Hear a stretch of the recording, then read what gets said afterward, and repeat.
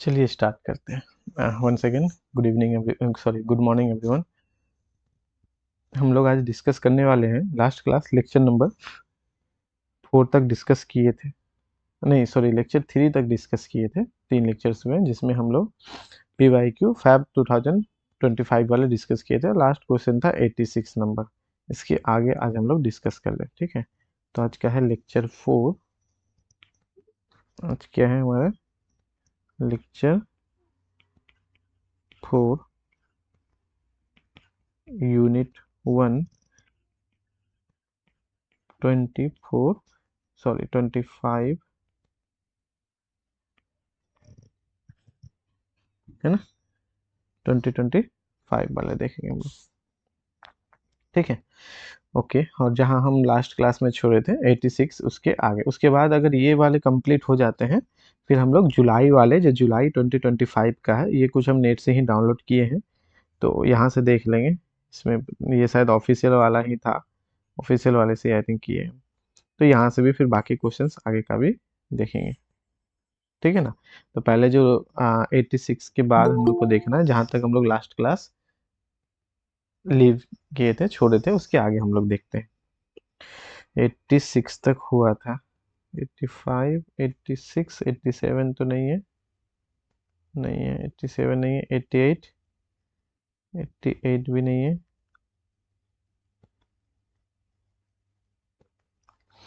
89 नहीं, कॉम्प्लेक्स,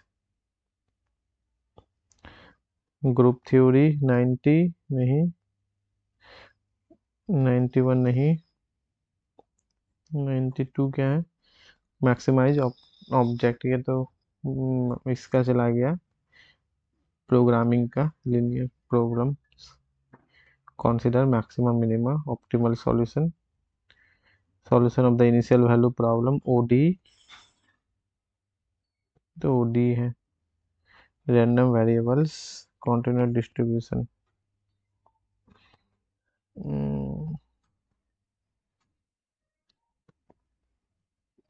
ये क्वेश्चन एक है यहाँ पे, लेकिन इसके ऑप्शंस हैं जबरदस्त। चलो देखो इसको। कहता है कि टी सी एन से सी एन में विविध subspace of C N, okay, such that T भी सबसेट होगा वी। टी भी क्या हो जाएंगे, सबसेट हो जाएंगे वी, ऐसा लेना है। लाइक एस की टी आइडेंटिटी टाइप से मान के चल सकते हैं, उस केस में भी काम कर जाएगा। Which of the following statement are necessarily true. देखिए से सब स्पेस डब्ल्यू मिलेगा C N, such that C N को लिख सकते हैं V plus W and intersection zero हो। Intersection zero C N V plus W लिखा जाए, मतलब लीनियर सम में आप लिख रहे हो, और इंटरसेक्शन जीरो है, सॉरी, डायरेक्ट सम में लिख रहे हो। दोनों को लीनियर सम में भी लिख सकते हैं, और इंटरसेक्शन जीरो होने की वजह से इसे एज अ डायरेक्ट सम में भी हम लोग कर सकते हैं। क्या ऐसा पॉसिबल होगा? तो एक दूसरे का अगर ये कॉम्प्लीमेंट है तो फिर ये हो सकता है, ठीक है। अच्छा, there exists a subspace W of Cn such that TW W में चला जाए, ओके, Cn बराबर V plus W and intersection zero हो जाए। अच्छा, चलो इसको थोड़ा सा सोचते हैं। ये क्वेश्चन ऑब्जर्वेशन वाला है, ऐसा नहीं है कि 2 मिनट में बन जाएगा।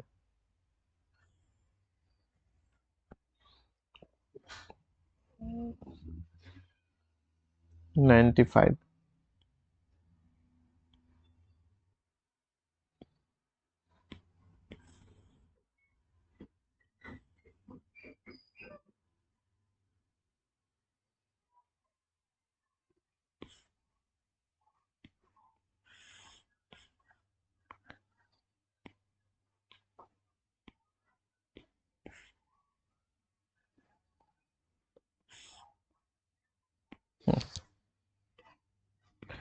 थोड़ा सा पढ़ के देखो, इसके नेक्स्ट क्वेश्चन को भी एक झलक देख लेते हैं, जो 95 के बाद कब है।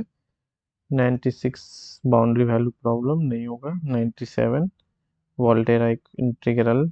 98 group theory. 99 symmetric positive definite quadratic form. A and real number ABCD consider कर रहे हैं। द 5 by 5 मैट्रिक्स, ये वाले। Which of the statement are necessarily to determinant be greater than 0, ये मैट्रिसेस में चला जाएगा। चलो ठीक है, यानी कि 99 नंबर क्वेश्चन इसके बाद बनेगा 99। ठीक है, इसको हटाओ।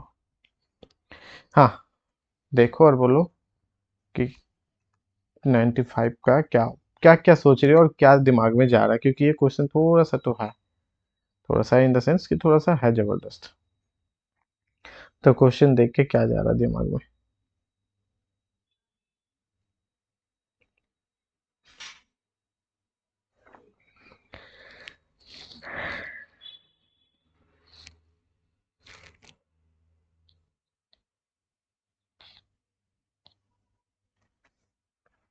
कुछ भी अगर लीनियर ट्रांसफॉर्मेशन अगर पढ़े हुए हो तो ये जाएगा।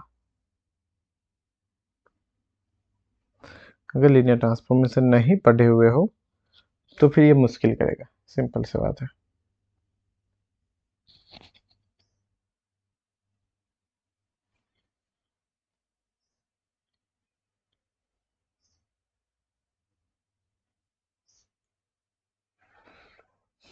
हम्म, मुझे भी सोचने दीजिए।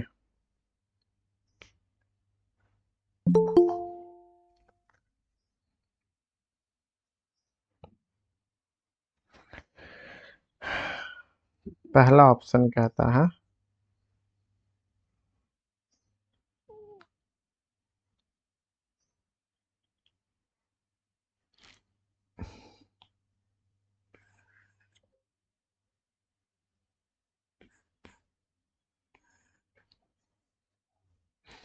दैट इज, ये कहना चाहता है कि क्या ऐसा एक मिलेगा जिसमें कि C N equal to V plus W के फॉर्म में हो जाए and V intersection W equal to zero factor, that is common नहीं है। तो बेसिकली तुम्हारा जो सी एन हो गया, इसका मतलब वी डायरेक्ट सम में हम लोग लिख सकते हैं, सी एन लीनियर सम में भी लिखने का है, intersection common that mean direct sum में। तो एक दूसरे के अगर कॉम्प्लीमेंट हो जाए, ठीक है, कॉम्प्लीमेंट सब स्पेस, तो काम बन सकता है। अब टीवी बराबर वी लेता है, which of the following, TV subset है वी का, टीवी सबसेट है वी का, बिल्कुल हो सकता है, क्योंकि अगर एन का वैल्यू 2 ही ले लेते हैं, एन का वैल्यू 2 ले लेते हैं, क्योंकि ज़्यादा सोच के क्या फ़ायदा। तो मानते हैं एन इक्वल टू 2 में, तो उस केस में टी जो है सी स्क्वायर से सी स्क्वायर में जाएगा। ठीक है, अब ऐसा ट्रांसफॉर्मेशन लेना है, ऐसा ट्रांसफॉर्मेशन लेना है सच दैट कि टी सी स्क्वायर का मान लेते हैं एक्स वाई जैसा लेते हैं, एलिमेंट एक्स और वाई दोनों ही कॉम्प्लेक्स है, कैसा ट्रांसफॉर्मेशन ले ताकि जो भी रहे वो वापस से मतलब तुम्हारा जो v है उसी में चला जाए। ध्यान रखना v सब स्पेस है cn का, यानी कि c2 का v सब स्पेस है, c2 का v सब स्पेस है। तो यहाँ से मुझे ये बताओ v कैसा लेना चाहोगे। कुछ देर के लिए यहाँ पे ध्यान रखो, हम सी स्क्वायर लिख रहे हैं like as X comma Y such that, क्योंकि यहाँ जो है फील्ड के बारे कुछ भी नहीं कहा गया है, तो फील्ड भी कॉम्प्लेक्स लेके चलते हैं, इसलिए एक्स वाई बिलोंग्स टू सी कर दिए, ऐसा लेके। ओके, ऑर्डर पेयर में तो ये बनेगा ही बनेगा, कोई दिक्कत नहीं, फील्ड भी कॉम्प्लेक्स है, 2 डायमेंशनल हम इसे मान के चल रहे हैं, 2 डायमेंशनल ओवर द फील्ड सी, और 4 डायमेंशनल हो जाता है ओवर द फील्ड आर, तो हम लोग सी ओवर सी ही लेके चलते हैं। ठीक है, ऐसा। वी बोलो, इसका सब स्पेस लेना है, क्या लेना चाहोगे? लाइक एज कि सब स्पेस, तो चलो हम लोग एक्स कोमा एक्स ले लेते हैं, और या यू कहें कि एक्स कोमा जीरो कर देते हैं, जहाँ एक्स बिलोंग्स टू जी, ये सब स्पेस है, ये क्या है हम लोग माने ये खुद से, ये जो सब स्पेस, सब स्पेस ऑफ सी स्क्वायर, सब स्पेस ऑफ सी स्क्वायर। अच्छा, ट्रांसफॉर्मेशन क्या मानेंगे? ट्रांसफॉर्मेशन तो लेट टी एक्स वाई, क्या ट्रांसफॉर्मेशन लेना है? टी एक्स वाई, जैसे कि आप ले सकते हो लाइक एस हमने लिया x by two comma zero, ऐसा। तो इस केस में जब आप टी वी करोगे ना, तो ये पूरा का पूरा वी ही दे देगा, या एक्स वाई ले लो, आइडेंटिटी टाइप से ले लो, वो भी चलेगा। अब अगर आप उसी को ट्रांसफॉर्मेशन ले लोगे तो वो भी चलेगा, कोई इशू नहीं है। इस केस में टी बी बराबर बी, और वी जो होता है खुद का सबसेट होता है, तो ये काम कर जाएगा। ठीक है, तो यहाँ तक हो गया, वी सब स्पेस हो गया, सी एन का एन बराबर 2 पे वर्क कर रहे हैं, क्योंकि N greater than equal to 2 है, तो ओके, टी वी सबसेट हो गया V, then which of the statement are necessarily true, ठीक है, हमने एक सब स्पेस ले लिया। कहता है कि एक ऐसा सब स्पेस मिलेगा ही मिलेगा सी एन का जो कि हम लोग ऐसा लिख सकते हैं। हाँ, तो क्यों नहीं मिलेगा, बिल्कुल मिलेगा, इस केस में मिलेगा ना। ऐसा करके लेते हैं, ये सबसेट है तुम्हारा वी। लेट हमने लिया डब्लू सब स्पेस कैसा, 0, y सच दैट कि y भी आपका कहाँ से है, सी से है। देन अगर हम लोग v इंटरसेक्शन w कर दे तो इसमें ओनली 0 वेक्टर कॉमन आएगा, दैट इज 0। एंड अगर हम लोग v प्लस w कर दे तो ये स्पैन होता है v यूनियन w से, v v यूनियन w से। और v और w दोनों सब स्पेस है तो ये हो जाएंगे L V plus L W, L V plus L W. Linear combination में अगर हम लोग दोनों को ऐड करेंगे तो वही समथिंग एल वी कैसा देगा, मतलब कुल मिला के ये इस तरह से लिख सकते हो। और ये ध्यान रखना, ये होता है linear sum of two vector space is also ये वेक्टर स्पेस, ठीक है। तो इसका लीनियर कॉम्बिनेशन करो वी के एलिमेंट का, वी के एलिमेंट का, तो वी का एलिमेंट है एक्स, तो इसको हम लोग लीनियर कॉम्बिनेशन कर देंगे तो हो गया ए कॉमा एक्स 0, और प्लस इधर कर देते हैं बी, तो बी से कर देते हैं तो 0 × बी वाई टाइप से, और सच दैट कि आपके ए बी जो है वो फील्ड से है, ए बी कहाँ से, फील्ड से है।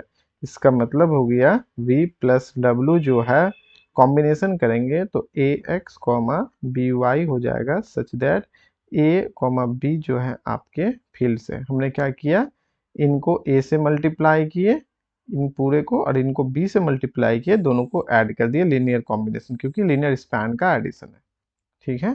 ये ऐसा करके इसका मतलब हो गया v प्लस डब्ल्यू जो है पूरा का पूरा आपका सी स्क्वायर दे दिया। क्यों, क्योंकि एक्स वाई तो सी से है, तो ये भी सी का एलिमेंट, ये भी सी का एलिमेंट। फील्ड आपके कॉम्प्लेक्स ही होंगे, फील्ड पे डिस्कस नहीं किया, हम भी डिस्कस नहीं करते, ठीक है। ये चीजें आ गया।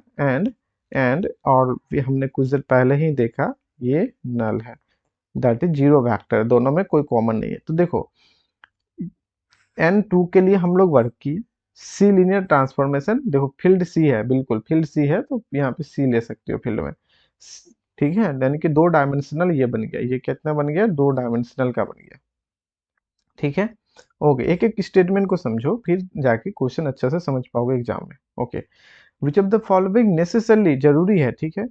तो टी तो हम खुद से ले सकते हैं ना जी, उस टी के अकॉर्डिंग हमने एक ऐसा ट्रांसफॉर्मेशन सी स्क्वायर से सी स्क्वायर डिफाइन किया, ये कोई भी ट्रांसफॉर्मेशन होगा हमने डिफाइन किया ऐसा, ये है हमारा ट्रांसफॉर्मेशन, ये है हमारा transformation, be a linear transformation, linear transformation, transformation, linear transformation, ठीक है। हमने ये लीनियर ट्रांसफॉर्मेशन डिफाइन किए, उससे हमारा v पे भी जो कंडीशंस हैं वो सेटिस्फाई किए, ठीक है। और w भी ऐसा लिए जिसमें हमारा ये काम कर गया, तो ऑप्शन नंबर 1 तो एनी हाउ सही जाएगा, ठीक है। देयर एग्जिस्ट w, हाँ मिल गया। अब कहता है कि एक w सब स्पेस है, हाँ बिल्कुल सब स्पेस है cn का, सच दैट कि टी डब्ल्यू टर्बुलु में चला जाएगा, और cn जो है ये देखो ये तो सेटिस्फाई कर ही रहा है, ये सेटिस्फाई कर रहा है इस केस में, v प्लस डब्ल्यू बराबर हो जाते हैं सी स्क्वायर, ये काम कर रहा है। और यहाँ पे इंटरसेक्शन कॉमन है, लेकिन टी डब्ल्यू क्या डब्ल्यू में गया, क्या ऐसा सब स्पेस मिलेगा कि टी डब्ल्यू में डब्ल्यू चला जाए। तो एग्जाम्पल के लिए तो यहाँ पे अगर हम लोग देखेंगे टी वी वी में जाएगा, जो कि डब्ल्यू में नहीं जाएगा, जो कि डब्ल्यू में नहीं जाएगा। अगर डब्ल्यू में नहीं जाएगा तो ऑप्शन नंबर 2 गलत हो जाएगा। अब बोलोगे सर यहाँ तो देयर एग्जिस्ट बोला है, कम से कम एक इमेज मिल जाए, नहीं, नहीं मिल पाएगा, क्योंकि हम जो ट्रांसफॉर्मेशन लेके क्वेश्चन को सेटिस्फाई किए हैं, यहाँ तक तो क्वेश्चन कॉमन है ना सबके लिए, ये क्वेश्चन सबके लिए कॉमन है। टीवी वी में जाना चाहिए, आर टू से R two C linear transformation, तो हम ले लिए आर टू से आर टू में, या सॉरी सी टू से सी टू में ले लिए, और वी ले लिए, टीवी वी में चला गया, तो यहाँ तक तो कॉमन है सबके लिए। इस वजह से अगर फर्स्ट सही है तो सेकंड गलत हो जाएगा, फर्स्ट सही है सेकंड गलत हो जाएगा, क्योंकि क्वेश्चन में टीवी सबसेट है वी का, टीवी क्या है, सबसेट है वी का, इस वजह से। चलो व्हाट अबाउट थर्ड, थर्ड के लिए सोचो थोड़ा सा।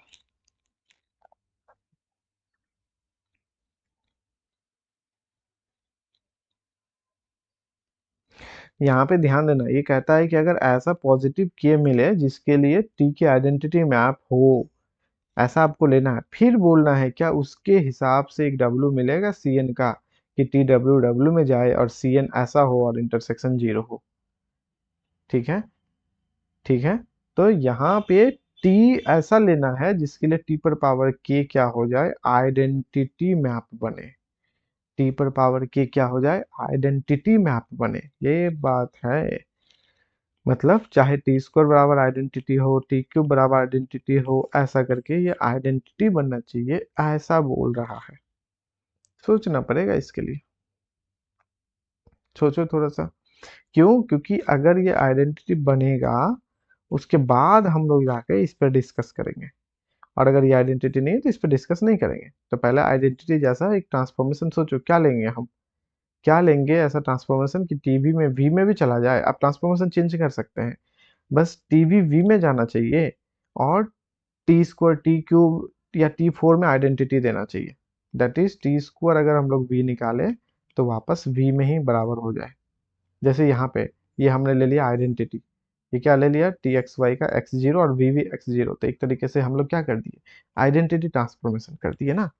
इसी तरीके से ये तो टी वन में हो गया, लेकिन टी स्क्वायर टी क्यूब में कहीं ना कहीं आपको आइडेंटिटी करना है, उसके हिसाब से फिर ये आगे काम करना है। तो तीसरा था सोचना पड़ेगा, सोचो।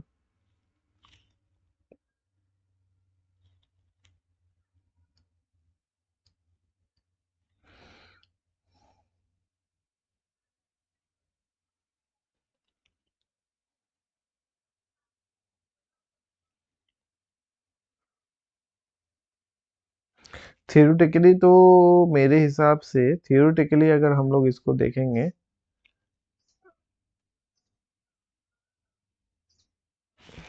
थियोरेटिकली देखना है, समझ में आया ना क्या बोले। ऐसा ट्रांसफॉर्मेशन सोचना है, वी इसी को रहने दो, वी रहने दो इसको, या वी भी चेंज करना है तो कर सकती है इसमें से चेंज। ऐसा सोचना है कि टी आइडेंटिटी बने, जैसे कि टी पर पावर वन है यहाँ पे, बोलता है पॉजिटिव इंटीजर के देयर एग्जिस्ट में बोल रहा है ना, तो के क्या चेंज करने पे हो सकता है, देन देयर एग्जिस्ट सबसे भी। इस केस में तो नहीं होगा, टी पर पावर वन के लिए नहीं होगा, लेकिन क्या ऐसा दूसरा ट्रांसफॉर्मेशन हो सकता है पॉसिबल, दूसरा ट्रांसफॉर्मेशन जिसमें टीवी वी में चला जाए और टी स्क्वायर करने पे या टी क्यूब करने पे वो आइडेंटिटी दे, उसके बाद ये देखना है। सिंगल में तो नहीं देगा, सिंगल में नहीं देगा, सिंगल में नहीं देगा। एक सेकंड।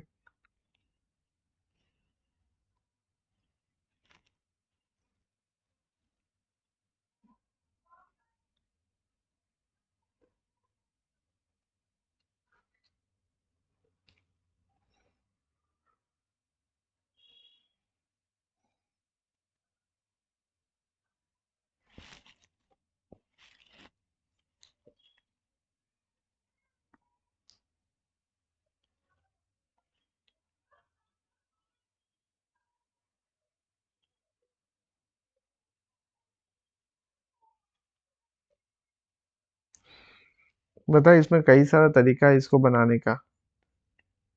एक तो इनर प्रोडक्ट से भी जा सकते हैं, जहां से बेसिस के हेल्प से, तो बहुत लॉन्ग प्रोसेस हो जाएगा, मतलब थियोरेटिकली लॉन्ग जाएगा। बेसिस के हेल्प से और फिर इनर प्रोडक्ट लेके, और एक हम लोग कैरेक्टरिस्टिक पॉलिनोमियल से भी कर सकते हैं। तो उसके लिए फिर तुम्हें क्या करना पड़ेगा कि मान लेते हैं के में आइडेंटिटी है, अगर के में है तो एक्स टू द पावर के माइनस वन जो है मिनिमल पॉलिनोमियल पे चला जाएगा, और यहाँ से वो रूट्स निकालेंगे, फिर उसके हिसाब से डब्ल्यू और वी में करना पड़ेगा, तो लॉन्ग प्रोसेस हो जाएगा। ये दोनों तो हम मान लो छोटा एग्जांपल लेके कर लिए, लेकिन इसमें सोचना पड़ रहा है। Suppose that there exist a subspace W of Cn such that कि टी डब्ल्यू में डब्ल्यू सी एन इतना इंटरसेक्शन दिया, ये पॉजिटिव के सर्जर इज आइडेंटिटी में, ये दोनों देखने में एक जैसा लगता है लेकिन दोनों में बहुत फर्क है। ये कहता है कि अगर ये पॉसिबल है तब तुम्हें एक आइडेंटिटी मैप मिलेगा टी पर पावर के, मतलब एक के मिलेंगे जिसके लिए आइडेंटिटी हो। और ये कहता है पहले आइडेंटिटी ले लो, तो क्या ऐसा पॉसिबल है। ये कहता है अगर ऐसा ले लेते हैं तो क्या आइडेंटिटी मैप मैप पॉसिबल है। इफ एंड ओनली इफ वाला केस हो गए, इफ एंड ओनली इफ, इस साइड और इस साइड से। ठीक है। हम्म।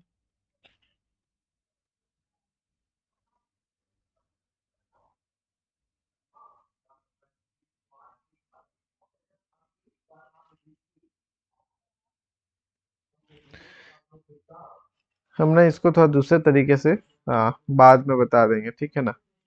ये क्वेश्चन थोड़ा सा इंटरेस्टिंग है, इसमें बहुत लॉन्ग थ्योरी पे नहीं जाना चाहते हैं, एग्जाम के पर्सपेक्टिव से वो अच्छा नहीं होगा, इसीलिए हम सोच रहे हैं इसको।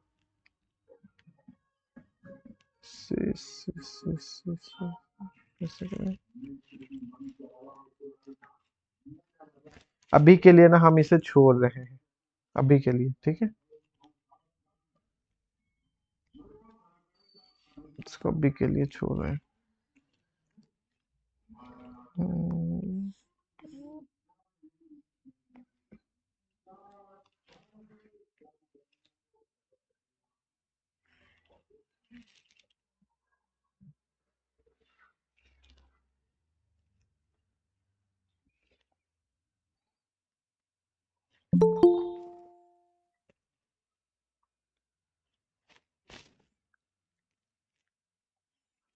मुझे सोचना पड़ेगा इस पे।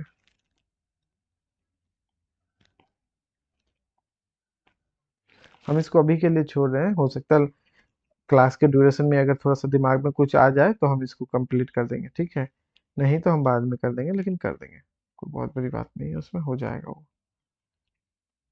उसके बाद था हमारा, देखो कुछ क्वेश्चन टफ रहता है, चाहे रियल में हो या लीनियर में हो, और जैसे कुछ मॉडर्न में हो गया, कॉम्प्लेक्स में हो गया, ओडी में हो गया, कुछ इजी भी रहते हैं उसमें, तो कुछ टफ रहते हैं, तो इजी जी बना लेंगे तो हो जाएगा। जैसे ये क्वेश्चन थोड़ा सा है, इसमें सोचना पड़ रहा है कि किसको कैसे करके, या तो इनर प्रोडक्ट से या minimal polynomial, that is characteristic polynomial, वहां से आइगन वैल्यू से कर सकते हैं।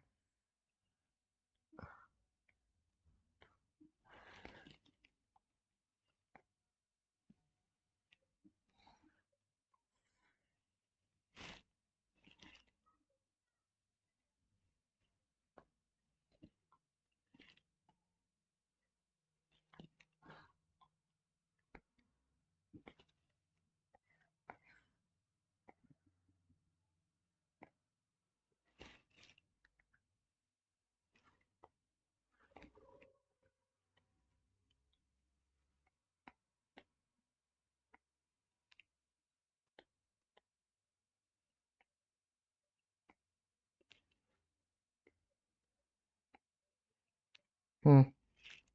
इस क्वेश्चन को पढ़ो, बताओ क्या होगा इसका। आराम से पहले पढ़ो क्वेश्चन को, फिर बताना।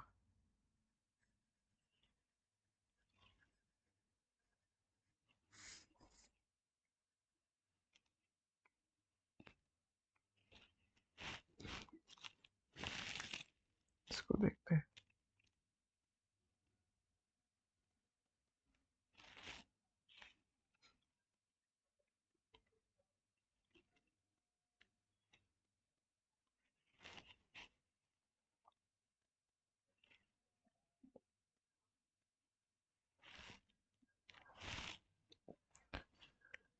कुछ भी आइडिया आए तो बताओ, फिर हम डिस्कस करेंगे।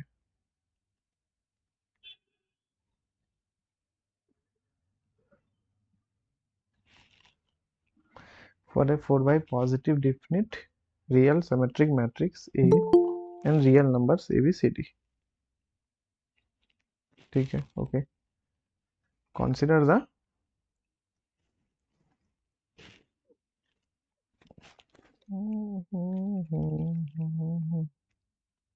नेसेसरली ट्रू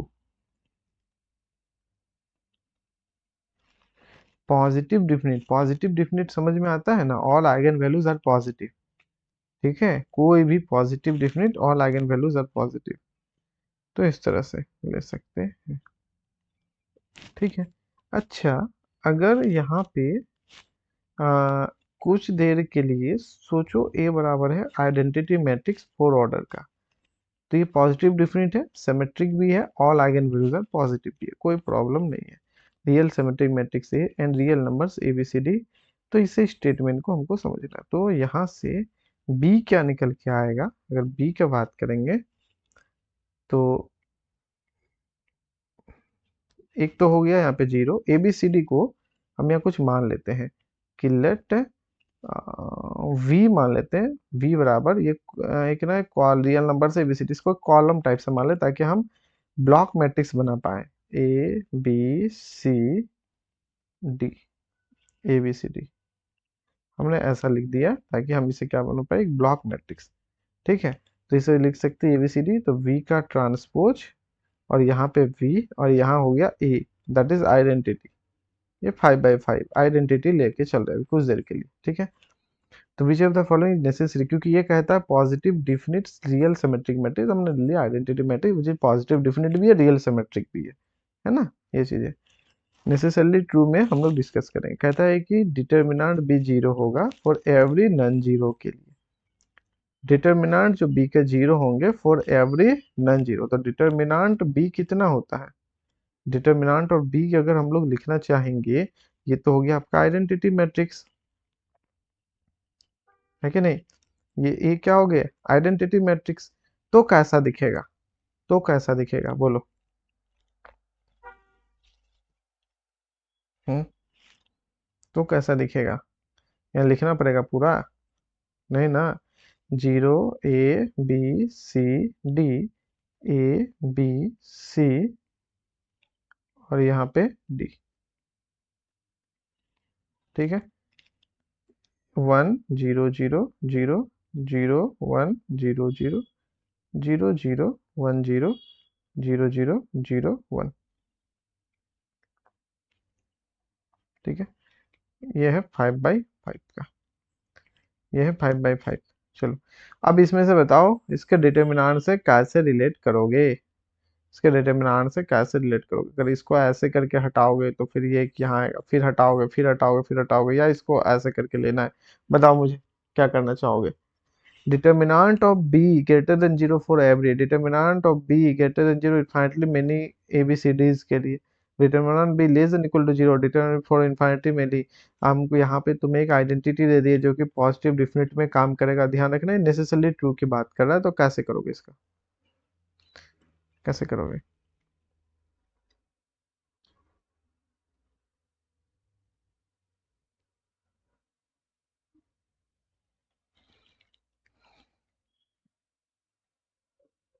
ए का तो डिटर्मिनेंट जीरो है, इसमें तो कोई डाउट है नहीं, ए के तो डिटर्मिनेंट जीरो है, वन ए के डिटर्मिनेंट पॉजिटिव है, ग्रेटर देन जीरो है, उसमें कोई प्रॉब्लम नहीं है।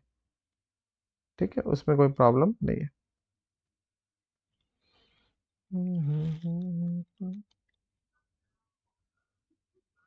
क्या यहाँ से डायरेक्ट डिटर्मिनेंट निकाल के करना चाहोगे, यहाँ से भी डायरेक्ट डिटर्मिनेंट निकाल सकते हो, कोई बहुत बड़ी बात नहीं है, यहाँ से डायरेक्ट डिटर्मिनेंट निकाल सकते हो, हम उस पर नहीं जाना चाहते, ये निकल सकता है, कोई बहुत बड़ी बात नहीं है। किसके अलोंग करोगे बताओ इसको, यहाँ से भी कर लोगे तो काम बन जाएगा, एक ही बार में खत्म हो जाएगा। लेकिन अगर कुछ हम लोग प्रॉपर्टीज लगाना चाहे या यूं कहें कि ट्रिक लगाना चाहे तो क्या लग सकता है, अगर यहाँ से हम लोग डिटर्मिनेंट निकालना चाहेंगे तो कितना आएगा बोलो। किसके अलोंग करना है, तो कर लो, जैसे कि हम लोग ले लेते हैं, या तो तुम ले लो R5 के अलोंग ले लो, या ले लो C5 के अलोंग ले लो, तो R5 के अलोंग अगर लेते हैं तो कितना हो जाएगा, यहाँ पे ये जाएगा, ये हो गया। ठीक है, तो इधर आ जाएगा, तो वो हो गया plus minus plus minus plus, तो डी को बाहर करते हैं, डी, और डिटर्मिनेंट हो गया ये कैंसिल और ये कैंसिल, कितना हो गया यहाँ पे ए बी सी डी 1 0 0, एक एक पैटर्न बन जाएगा, एक पैटर्न बन जाएगा, ध्यान रखो इतना टफ नहीं रहेगा। यहाँ पे 0 0 1 0, एक ये हो गया डिटर्मिनेंट, अब यहाँ पे डी हो गया plus minus plus minus plus, तो प्लस हो जाएगा फिर वापस से आपका यहाँ पे प्लस 1 के अकॉर्डिंग, तो 1 हो गया, हमने R5 ले लिया, तो ये कैंसिल, ये गया, अब इसको लिखना है, तो 0 ABCD करके यहाँ से इतना लिखना है। ठीक है, 0 ABC A 1 0 0 B 0 1 0, ठीक है, और C, अच्छा गौर से देखो, जब इसका डिटर्मिनेंट चाहिए होगा तो कितना होगा, इसका डिटर्मिनेंट अगर करेंगे तो इसका डिटर्मिनेंट, क्योंकि यहाँ पे एक ही है, एक ही है, एक ही है, तो इसको और अच्छा से करो, तो डी एक हो गया, अब यहाँ पे plus plus minus plus minus plus minus minus में जाएगा, तो यहाँ पे हो जाएंगे -1। ओके, ये हो गया क्योंकि बाकी है ही नहीं, तो ये कैंसिल, ये कैंसिल, कितना बचा जी? ए बी डी, यही ना बचा? कितना बचा? ए, ए बी डी, 1 0 0 0 1 0, इतना ही बचा। अब इसमें भी तुम गौर से कर सकते हो, और भी यहाँ से आ जाएगा, देखो ये किसी का भी इसके अलग कर दो, ये वाला, अब इसको करने वाले हैं, इसको रुक जाओ, ये पैटर्न को देखो और इस पैटर्न को देखो, एक जैसा लग रहा है, ये दोनों पैटर्न को गौर से देखो, एक जैसा है कि नहीं है? एक जैसा है कि नहीं है यहाँ पे ये पैटर्न? चलो ठीक है, ठीक है, ठीक है, ठीक है, अब इसको करो। हम्म,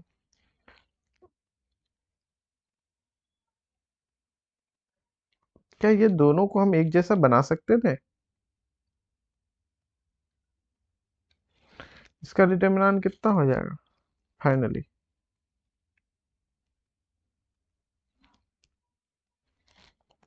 चलो कोई नहीं, आगे भी करने वाले हैं। इसको बोलो क्या करोगे? ये पैटर्न सेम फॉलो करेगा, तो करो इसको भी, फिर तो ये दो अलग अलग में टूटेगा, प्लस माइनस। इतना बड़ा क्यों करना है इसको, और छोटा नहीं हो सकता है? प्लस माइनस, माइनस सी करो, माइनस ऑफ सी, बताओ कितना होगा? ए बी सी, 1 0 0, ये कैंसिल, ये कैंसिल, 0 1 0, ठीक है। और plus minus plus minus, plus minus plus, फिर +1 करो,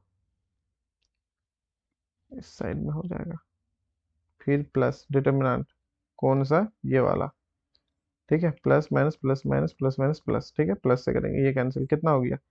0 AB करके, तो 0 AB, आप लोग भी कर सकते हैं, थोड़ा बता सकते हैं, ठीक है ना, कि दूसरा तरीका भी हो सकता है इसका, जो ब्लॉक मैट्रिक्स से है वहां से डिटर्मिनेंट का कुछ अगर प्रॉपर्टीज निकल के आ जाए यहाँ से, तो B01 A10 0 AB, अब तो छोटा हो गया, तो अब तो कोई बड़ी बात नहीं है मुझे लगता है, तो माइनस ऑफ डी हो गया यहाँ से, फिर ये हो जाएंगे, किसके अलोंग करना है? किसी के भी अलोंग कर दो, जैसे कि इसके अलोंग कर देते हैं, किसी के भी अलोंग कर दो, इसके अलोंग कर देते हैं, ठीक है। यहाँ पे भी कर सकते थे हम ऐसा करके, ऐसा करके, ऐसा करके, तो ये आइडेंटिटी हो जाता, अरे ये तो खत्म हो जाता ना यहीं पे, ये कर देते हैं यहाँ पे C4 के अलोंग, तो ये खत्म हो गया, ठीक है, ये खत्म हो गया, इसकी खत्म, ये कैंसिल, ये हो जाता है आइडेंटिटी 1, तो यहाँ पे हो जाता है plus minus, minus of D हो जाता है, क्यों इतना मेहनत करना, है ना। यहाँ पे माइनस ऑफ टी कर देते हैं और ये आइडेंटिटी हो जाता है 1 0 0 0 1 0 0 0 1, तो यहाँ पे कितने हो जाएंगे? यहाँ हो गए -D², और इधर से बोलो क्या ये आइडेंटिटी बनता? आइडेंटिटी बनेंगे यहाँ पे, ये आइडेंटिटी बनेंगे, लेकिन इन सब के अकॉर्डिंग करना पड़ेगा, खैर कोई बात नहीं, हम लोग यहाँ पे लिख चुके हैं, तो प्लस माइनस ऑफ सी है, आगे बोलो, इसका बोलो, इसका अलग करो, ये खत्म, प्लस माइनस प्लस सी कर देंगे, ये हो गया 1, प्लस से, तो ये हो गया सी, ओके, और प्लस इधर आगे करो, हम्म, इसको किससे करना है बोलो? यहाँ पे दो अलग लग जाएगा, चलो, 0 हो गया, माइनस ऑफ ए करते हैं, माइनस ऑफ ए, इसके साथ कौन जाएगा? ये कैंसिल, ये कैंसिल, ये हो जाएंगे A-0, और प्लस ऑफ बी, ये कैंसिल, ये कैंसिल, 0 - B, इतना आ गया, तो -D² -C² -A² -B², that means अगर आप माइनस कॉमन लोगे तो A² plus B² plus C² plus D², ये हो जाएंगे less than equal to 0 for all, आप जो भी ABCD लोगे, कहाँ से? R4 से, कोई भी आप ABCD ले लो R4 से, उसके लिए ये हमेशा आपको क्या देगा? 0 ही वैल्यू देगा, है ना। तो ये थोड़ा सा लेंदी हो गया, पॉजिटिव डिफिनिट बोल रहा है, आइडेंटिटी मान लिए, एक इसको वी मान के हम सोचे ब्लॉक से बनाते कुछ काम बने, लेकिन नहीं, कोई बात नहीं, यहाँ एक आइडेंटिटी मान के हम लोग चल सकते हैं, कोई इशू नहीं है। यहाँ पे ABCD आपके कहाँ पे है? रियल नंबर से, तो रियल नंबर से उसके पॉजिटिव वैल्यू देंगे, नेगेटिव हो गया तो लेस देन इक्वल टू 0 हो जाएंगे। तो डिटर्मिनेंट क्या कभी भी फॉर एवरी नॉन जीरो के लिए क्या डिटर्मिनेंट 0 होगा कभी भी? मतलब ग्रेटर देन 0 होगा कभी भी? नहीं होगा, क्योंकि अगर ये ए बी सी डी अगर आपके जीरोज हैं तो ये जीरो, तो डिटर्मिनांट तो आपके जीरो हो जाएंगे उस केस में। तो स्ट्रिक्टली फॉर एवरी के कह लिखे, पहला ऑप्शन तो हम पहले भी काट सकते थे, ठीक है। फर्स्ट ऑप्शन आपके गलत हो जाएंगे, क्योंकि अगर A B C D zero ले लिए तो एक रो या एक कॉलम जीरो हो जाएंगे, तो डिटर्मिनेंट जीरो। तो यहाँ पे कहते हैं स्ट्रिक्टली जीरो फॉर एवरी के लिए, इसलिए पहला कैंसिल हो जाएगा। हाँ, determinant greater than zero for infinitely मैंने इसके लिए चेक करना होता, बट यहाँ पे देखो less than equal to zero हो गया, तो दूसरा भी गलत हो गया। डिटर्मिनेंट जो less than equal to zero for every, ये बात सही हो गया, और less than equal to zero for infinity many, बात सही है। फॉर एवरी के लिए है, तो एवरी आर से ले रहे हो, तो आर में कितना सारा एबीसीडी हो सकता है, इन्फाइनेटली मैनी। आर में कितना सारा एबीसीडी हो सकता है, इन्फाइनेटली मैनी, ये काम कर जाएगा। बात समझ में आया ना? क्वेश्चन थोड़ा सा ना ये कुछ है नहीं इसमें, बस ये जो ना डिटर्मिनांट निकालने में ही थोड़ा सा काम करना है, और कुछ भी नहीं है। एक पैटर्न तो मुझे लगा फॉलो करेगा, बट नहीं किया। चलिए, कोई नहीं, ठीक है। सर हाँ, सर ये किस मेथड से डिटर्मिनेंट निकला है, समझ नहीं आया। कौन सा? अरे एक्सपेंड कर दिए पहला वालों को, ये इसको डिटर्मिनांट निकाले, एक्सपेंड किए, तुम्हारा R5 क्लियर है। Yes sir. R5 से ये आया क्या, यहाँ तक क्लियर है? Yes sir. हाँ, उसके बाद इसको इसको जो किए हैं, इसको किए हम लोग C4, ये है C4, क्योंकि तीनों जीरो है ना। तो C4 से करेंगे तो कितना होगा, plus minus minus of D कर दिए, क्योंकि ये तीनों तो जीरो है C4, और ये कैंसिल हो गया, तो ये बचा, तो ये तो आइडेंटिटी 1 होता है, तो ये हो गया यहाँ तक। Okay sir. हाँ, और इसको कर दिए हैं, इसको हम लोग किससे किया, इसको आप किसी से भी ले लो, क्योंकि सेम पैटर्न एक जैसा फॉलो करता है। तो या तो आप ले लो R4 या ले लो C4, किसी से भी हो, तो ये दोनों बन जाएगा, ठीक है। हम देख रहे थे मैक्सिमम जीरोस किस कॉलम या रो में है, उसके अलोंग कर देंगे तो ज्यादा अच्छा रहेगा, यही देख रहे थे और कुछ भी नहीं। लेकिन क्या इनके अलावे कोई और दूसरा मेथड नहीं हो सकता है? एक ब्लॉक मैट्रिक्स से होता है, देखो, मुझे याद आ रहा है, बट हम उसे अभी प्रूव नहीं कर सकते हैं।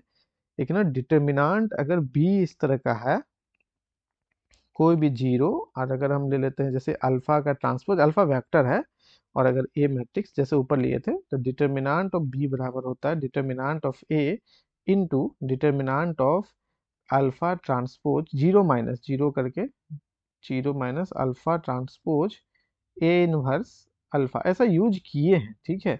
ये आपके एक क्वाड्रेटिक फॉर्म बनेगा, क्योंकि अल्फा आपका क्या है, एक कॉलम वेक्टर है, तो एक क्वाड्रेटिक फॉर्म बनेगा। लेकिन इसे ना हम प्रूव नहीं कर सकते हैं, सॉरी, ए इनवर्स होगा यहाँ पे, ए इनवर्स, ठीक है। लेकिन इसे हम प्रूव नहीं कर पा रहे अभी, तो उसी तरह से हम सोच रहे थे, तो उसे हटा दिए, डायरेक्टली यहाँ पे कर लिए, जस्ट डिटर्मिनेंट करके। ऐसा में अगर होता तो मुझे लगता है कि इससे पहले ही निकल जाता। डिटर्मिनेंट ये तो पॉजिटिव होगा, डिटर्मिनेंट ये तो पॉजिटिव होगा। अब इस पर डिपेंड करता है कि ये क्या डिटर्मिनेंट देंगे, ठीक है। तो अगर ए पॉजिटिव है तो ए इनवर्स यहाँ आइडेंटिटी लेके चले हैं, तो ये भी आइडेंटिटी, तो अल्फा का ट्रांसपोर्ट अल्फा को क्या कर दो, प्रोडक्ट कर दो, है ना। और ये 1/1 का होगा, क्यों, क्योंकि क्वाड्रेटिक फॉर्म है, ये बिलोंग करेंगे आपके रियल नंबर सिस्टम। हाँ जी, इससे भी ना कर सकते हो, देखो देखो देखो, यहाँ से भी ना सेम रिजल्ट ही आएगा, ऐसा कर दिए, ठीक है। और यहाँ पे इस फॉर्मूला को अगर माइंड में रहा, तो ए बराबर यहाँ पे क्या है, आइडेंटिटी है I4, तो डिटर्मिनेंट ऑफ बी बराबर हो गया, आइडेंटिटी का हो गया 1, determinant of identity into minus alpha transpose, यहाँ आइडेंटिटी है, ये अल्फा हो गया। अब तुम्हें पता होना चाहिए, ये अल्फा ट्रांसपोज अल्फा, ये 1/1 का मैट्रिक्स है क्वाड्रेटिक फॉर्म में, तो ये हो गया 1 माइनस 1 पर power 1, determinant alpha transpose alpha, ठीक है। और अल्फा क्या है, अल्फा है तुम्हारा लाइक एज ABCD, ये वाला, ठीक है। तो अल्फा ट्रांसपोज अल्फा, ये तो हो गया -1, डिटर्मिनेंट -1 टू द पावर 1, क्योंकि 1/1 का है। तो अब यहाँ से इसका डिटर्मिनेंट निकालेंगे, लेकिन पहले मैट्रिक्स को मल्टीप्लाई तो करो, अल्फा ट्रांसपोज है ना, तो ये हो जाएंगे ABCD, और फिर हो जाएगा ABCD, इसका डिटर्मिनेंट लेना है, तो -1, और ये हो जाएंगे डिटर्मिनेंट, तो A² B² C² D² है ना। तो ये हो जाएंगे ए स्क्वायर बी स्क्वायर सी स्क्वायर डी स्क्वायर। तो आया ना घूम फिर के, देखो कितना छोटा से आ गया। यही यूज कर लेते तो अच्छा रहता। सर हाँ सर ये डिटर्मिनेंट ऑफ ए और ए इनवर्स ये कैसे है? अरे आइडेंटिटी लेके चले हैं ना जी, हमने आइडेंटिटी लेके चला है ना पॉजिटिव सेमी क्वाड्रेटिक फॉर्म में, तो हाँ सर, आइडेंटिटी का पर इनवर्स वो सेम होगा। हाँ, पर वो दोनों ए चाहिए ना इधर क्वाड्रेटिक फॉर्म बनाने के लिए क्या? हाँ तो यहाँ दिया हुआ है ना क्वेश्चन में, इसने कहा पॉजिटिव डिफिनिट रियल सिमेट्रिक, तो हम मान के चले आइडेंटिटी लेके चलते हैं जो आसान पड़ेगा। ठीक है, नहीं तो तुम्हें तो ये तो पता है ना, तुम्हें ये तो पता ही होगा क्या कि डिटर्मिनांट जो ए है ना, और डिटर्मिनांट जो ए इनवर्स है, दोनों का प्रोडक्ट वन होगा, है या ना। हाँ सर, वो तो हाँ तो अगर तुम आइडेंटिटी नहीं लेती हो, कोई दूसरा पॉजिटिव क्वाड्रेटिक लेते हो रियल सिमेट्रिक, तो ये और यहाँ से जब डिटर्मिनेंट बाहर आएगा तो कट के खत्म हो जाएगा, क्योंकि ये 1/1 का मैट्रिक्स है, तो अल्टीमेटली ये कट ही जाएगा फाइनल में जाके। ठीक है, और यहाँ आइडेंटिटी है तो हम एक ही बार में हटा दिए, यहाँ से गायब कर दिए, क्योंकि डिटर्मिनेंट ऑफ ए और ए इनवर्स जो होता है वो वन होता है। और यहाँ पे चलो ये और ज़्यादा नहीं लिखना चाहते इसमें, तो इस तरह से भी कर सकते हैं।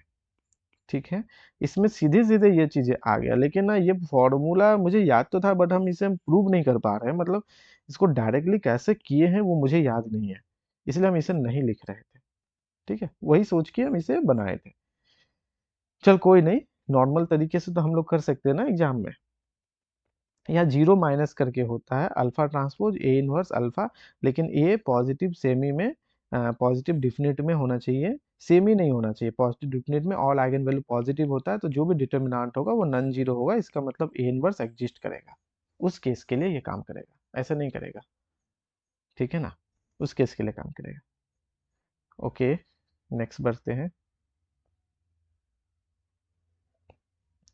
अब जैसे ये देखो, uniform convergent point wise convergent हम नहीं पढ़ाए, बट उनका ये क्वेश्चन है। ठीक है ना, ऐसे क्वेश्चन टफ नहीं है, बट हम इसको अभी तक भी नहीं पढ़ाए हैं, अभी तक नहीं पढ़ाए। सिंपल सा यहाँ से अगर क्वेश्चन को समझाना चाहें,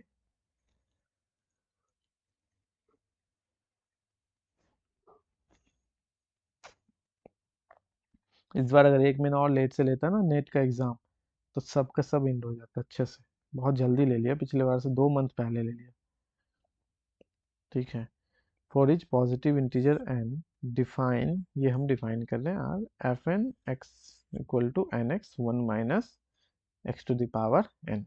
ये हो गया तुम्हारा मतलब यूनिफॉर्म कन्वर्जेंट के लिए हमने डिफाइन किया pointwise, N equal to 1 2 3 4 करोगे, अलग अलग फंक्शन डिफाइन होगा।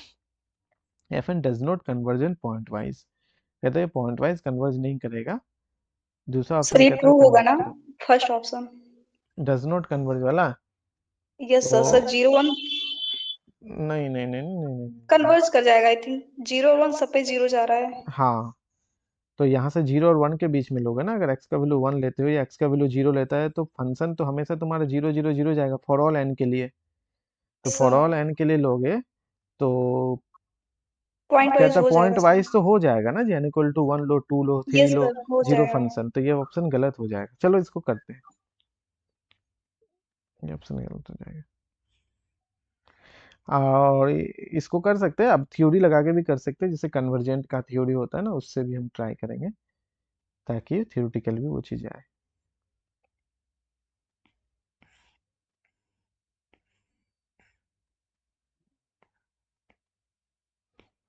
हम्म, चलो ठीक है, पहले फंक्शन को लिखते हैं। क्या है फंक्शन हमारा, एफ एन एक्स है, पॉइंट ये है N X one minus X to the power N है।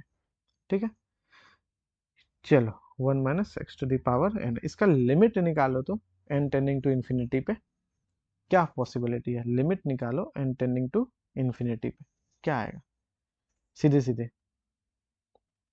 हम क्या बोले, limit N tending to infinity F N X, तो ये आ जाएंगे आपके limit N tending to infinity यहाँ पे है एन एक्स और यहाँ है 1 minus X to the power N. अब मुझे बताओ क्या पॉसिबिलिटी रहेगा इसका लिमिट का।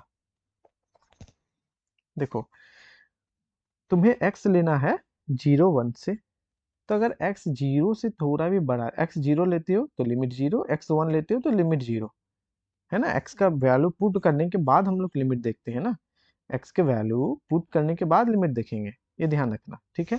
तो x 0 में 1 में बाउंड्री में, अगर x कुछ भी 0 1 ओपन इंटरवल में होता है, लाइकेज हमने ले लिया x का वैल्यू जो भी लो आप 0 से बड़ा लो 1 से स्ट्रिक्टली छोटा लो, ठीक है। तो क्या होंगे, ये भी आपके लेस देन 1 होंगे, ये भी आपके लेस देन 1 होंगे, और जैसे लेस देन 1 हो जाएंगे तो इस पर पावर n जो है ये आपको दे देगा 0, क्लियर है। और यहाँ पे हो जाएंगे इन्फिनिटी, तो इन्फिनिटी इंटू 0 का फॉर्म। अब इसको लॉपिटल रूल लेके लगाओगे जब, तो फाइनल में आ जाएगा 0। अब ट्राई करके देख सकते हो, लाइक एज हम आपको एक समझा रहे हैं कि चलो x बराबर 1/2 पे चेक करते हैं, तो n/2 और 1 माइनस 1/2 पर पावर n, एक समझने के लिए, तो n/2 और यहाँ पे हो जाएगा 1/2 पर पावर n, ध्यान रखना क्योंकि ये हो जाएंगे n/2 पर पावर n प्लस 1, हाँ या ना, हाँ या ना। तो रैपिडली कौन सा आपका इंक्रीज कर रहा है, तो ये है तो तुम्हारे किस फॉर्म में, है तो तुम्हारे इन्फिनिटी बाई इन्फिनिटी फॉर्म में, लेकिन लेकिन नीचे जो है ना रैपिडली इंक्रीज कर रहा है, तो ये वैल्यू 0 हो जाएगा। तुम लॉपिटर लगाओ, लॉपिटर लगाओ, कोई इशू नहीं है, बिल्कुल लॉपिटर लगाओ, कोई इशू नहीं है, ठीक है। कैसे लगाओगे एक समझाने के लिए हम बताएं इसको, तो कैसे लगाओगे, तो n का हो गया 1, ये 2 पर पावर n प्लस 1, 2 पर पावर n प्लस 1, ऐसा, या यूं कहें कि अगर 2 को बाहर रखते हैं तो 2 पर पावर n का 2 पर पावर n, और यहाँ पे हो जाएंगे ln2। कुछ देर के लिए n को x जैसा ट्रीट करो, कुछ देर के लिए n को x जैसा ट्रीट करो, तो ये ln2। अब n टेंडिंग टू इन्फिनिटी करोगे तो ये हो जाएगा 1 बाई इन्फिनिटी, अल्टीमेटली तो 0 हो गया। तो क्यों ऐसा हो रहा है, क्योंकि ये तुम्हारा जो है श्री ये है क्या बोलता है, पावर में है, पावर। तो पावर वाले रैपिडली डिक्रीज करेंगे एज कंपेयर एन, पावर में जो है रैपिडली डिक्रीज करेंगे, इसीलिए ये इन्फिनिटी और इधर 0, अल्टीमेटली 0 ही आ जा रहा है इंडिटरमिनेट फॉर्म यूज करने के बाद, ठीक है। तो हम इससे डायरेक्ट लिख रहे हैं, डायरेक्ट लिख रहे हैं, ऐसा ऐसा कर देते हैं, ऐसा कर देते हैं, ऐसा करते हैं, एक सेकेंड, कि एट x इक्वल टू 0,1 पे जो आपका लिमिट है n tending to infinity F N X, ये तो हो जाएगा 0, ठीक है। फिर करते हैं एट 0 से बड़ा अगर x है 1 से छोटा है, इस केस पे भी आपका लिमिट जो है n tending to infinity F N X, ये जो है आपका limit n tending to infinity, कुछ भी आप लोगे एन एक्स जो है उससे रैपिडली डिक्रीज होगा ये 1 minus X to the power n, तो अल्टीमेटली जो है ना ये भी 0 हो जाएगा। हम यहाँ पे लिख देते हैं बाय लॉपिटल रूल, ये थोड़ा जगह कम लग रहा है ना, अरे,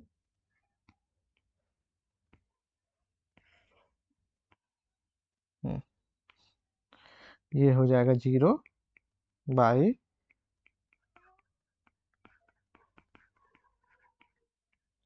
ताकि जब आप पढ़ो बाद में कि कैसे आया तो आपको पता चलना चाहिए, ठीक है। अब एक चीज देखो, ये एफ एन एक्स जो है ये आपका चला गया यहाँ पे 0 से 1 के बीच में, लिमिट आ गया 0, तो ये पॉइंट वाइज तो कन्वर्जेंट हो गया, तो पहला ऑप्शन तो आपका यहाँ पे गलत हो जाएगा। अब आते हैं दूसरा, कहता है converge pointwise to a continuous function on 0 1, हाँ ये कन्वर्जेंट है और 0 पे कन्वर्ज होता है फॉर ऑल एन के लिए, अल्टीमेटली आपका क्या आ गया, यहाँ से हम लोग ये बोल सकते हैं अल्टीमेटली क्या, कि लिमिट जो है n tending to infinity F N X जो है ये 0 चला गया फॉर ऑल x के लिए, जो कि क्लोज इंटरवल 0 से 1 के बीच में। इसका मतलब दूसरा सही हो जाएगा, कन्वर्जेंट है पॉइंट वाइज, n का वैल्यू 1 लो 2 लो 3 लो 4 लो, हर बार कन्वर्जेंट है। कॉन्टिन्यूअस फंक्शन, आप कोई भी कॉन्टिन्यूअस फंक्शन 0 पे गया है तो 0 function constant function as a continuous function भी आप कंसीडर कर सकती है, कोई इशू नहीं है, 0 फंक्शन जो कॉन्टिन्यूअस फंक्शन, तो हम लोग बोल सकते हैं कि f0 या f(x) एक फंक्शन है जो कि कांस्टेंट फंक्शन है, उस पे है ना ये fn कन्वर्ज कर गया, ऐसा बोल सकते हैं। बहुत सारा सीक्वेंस नहीं होता 1/x 0 पे कन्वर्ज करता है, उस तरीके से ये कन्वर्ज कर रहे हैं आपके 0 फंक्शन पे।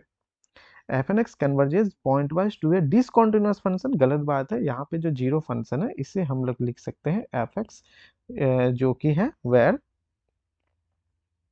Where F X equal to zero is क्या है, कॉन्टिन्यूअस फंक्शन, कॉन्टिन्यूअस, ये आपके हो जाएंगे कॉन्टिन्यूअस फंक्शन, ठीक है, इसे लिख सकते हैं।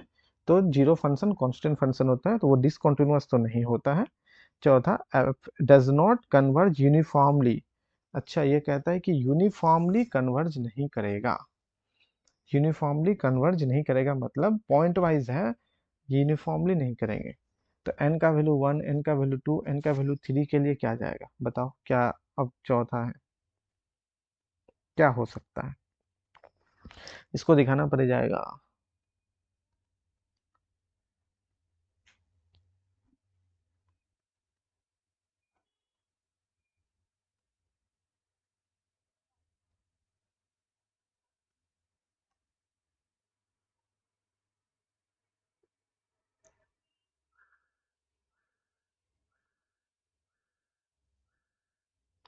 यूनिफॉर्मली कन्वर्जेंट के लिए मतलब ये n पे डिपेंड नहीं करना चाहिए था, n कुछ भी हो, लेकिन मुझे लग रहा है यूनिफॉर्मली कन्वर्जेंट, आई थिंक ये नहीं होगा। थोड़ा सा कन्वर्जेंट का डेफिनेशन से करते हैं, ठीक है। कन्वर्जेंट का डेफिनेशन क्या जाएगा, फॉर यूनिफॉर्मली कन्वर्जेंट के लिए हम डिस्कस कर रहे हैं अभी, ठीक है ना। तो F N X minus F X ये हो जाएगा, ठीक है। एफ एन एक्स मतलब ये आपको होना चाहिए था एन टेस्ट इन्फिनिटी में जीरो, तो एफ एन एक्स कितना है, एन एक्स और 1 minus X to the power N minus F X, तो यहाँ पे हम लोगों का जीरो आया है, ये चीज़ें हो गया। तो ये हो गया एन एक्स और 1 minus X to the power N, return में तो वही आ गया जी। एक्स क्योंकि पॉजिटिव है ना, जीरो वन के बीच में है, इसलिए हम मॉड हटा दिए, जीरो वन के बीच में इसलिए मॉड हटा दिए, ठीक है। ये F N minus F X करके ऐसा आया, ये एक चीज़ है, ठीक है। अब हम लोग बोल सकते हैं जीरो पे जाना चाहिए था, ये दो तरीका है इसमें, एक तो सुप्रीमम करके है, देखो हम बताते हैं कैसे। ये आया ना, इसको एक नया नाम दे देते हैं हम लोग जी एक्स, जी एक्स कहते हैं, नया नाम दिए जी एक्स, ठीक है। अब जी एक्स में यूनिफॉर्मली है तो एन तो रख सकते हैं हम, कुछ भी एक्स की जगह लग देते हैं हम लोग। आ, आ जाओ थोड़ा सा हम लोग यहाँ पे डिस्कस करते हैं कुछ अलग हट के। Limit N tending to infinity, G X के जगह हमने रख दिया 1/n, क्योंकि 1/n रख सकते हैं बिल्कुल, n जो है नेचुरल नंबर से है, तो 1/n जो है आपके कहाँ होंगे, जीरो से बड़ा होंगे, और अल्टीमेटली 1 से तो छोटा होंगे या मैक्सिमम 1 के बराबर होंगे, और आपका इंटरवल है x का कहाँ, 0 से 1, तो x के जगह 1/n हम रख सकते हैं, कोई इशू नहीं है। तो 1/n रख देंगे तो ये हो जाएगा n into 1/n, 1 minus 1/n to the power n, ठीक है। तो कितना हो जाएगा, ये लिमिट लगाना पड़ेगा, यूनिफॉर्मली नहीं होगा, आई थिंक कट जाएगा ये। तो limit N tending to infinity, ये हो गया 1 माइनस 1/n पर पावर n, और limit N tends to infinity में कितना हो जाएगा, ये हो जाएंगे e, ठीक है ना, ये हो जाएगा e। हम्म, इसका e होगा, माइनस है ना, माइनस ई होंगे, माइनस ई होंगे, माइनस है ना यार, माइनस ई हो जाएंगे, ओके।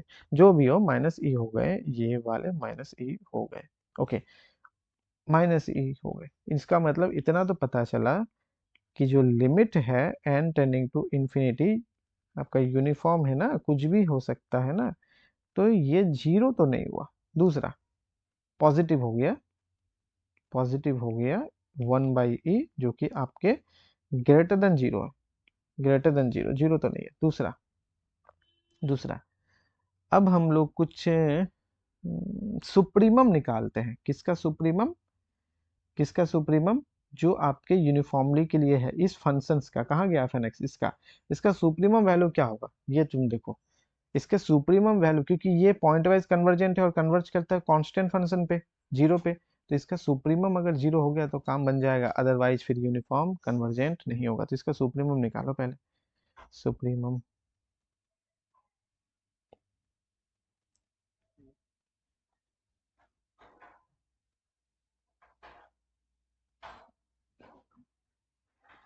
ठीक है, एक सेकेंड, नाउ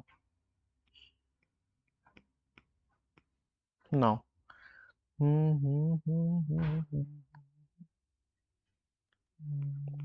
सुप्रीमम निकालेंगे x 0 से 1 के बीच में। सर ये MN टेस्ट है ना जिसमें सुप्रीमम हाँ ऑफ हाँ FN? हाँ बिल्कुल बिल्कुल बिल्कुल mn टेस्ट ही है जो mn करके लिखते हैं, लिख दे क्या हाँ mn सर। करके, ये mn ही है बिल्कुल, ये mn निकाल रहे हैं। Supremum mn x minus F x, ठीक है, ये हो गया। और इसका सुप्रीमम कितना होगा बताओ, सुप्रीमम निकालना। mn x ये तो हो गया तुम्हारा ये वापस से ये gx पे गया क्योंकि वही चीज है। इसका सुप्रीमम कितना जा सकता है,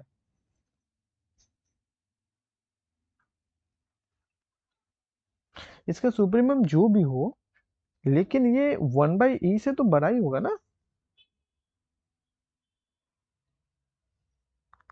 या इक्वल हो सकता है हाईएस्ट, 1/e से ग्रेटर देन होंगे या इक्वल हो सकते हैं हाईएस्ट। हमने क्या किया था, x की जगह 1/n करके एक निकाले, ठीक है, कि ये पे आपके 1/e आया। ओके है तो उसी से, लेकिन मुझे थोड़ा सा यहाँ पे दिखाना पड़ेगा।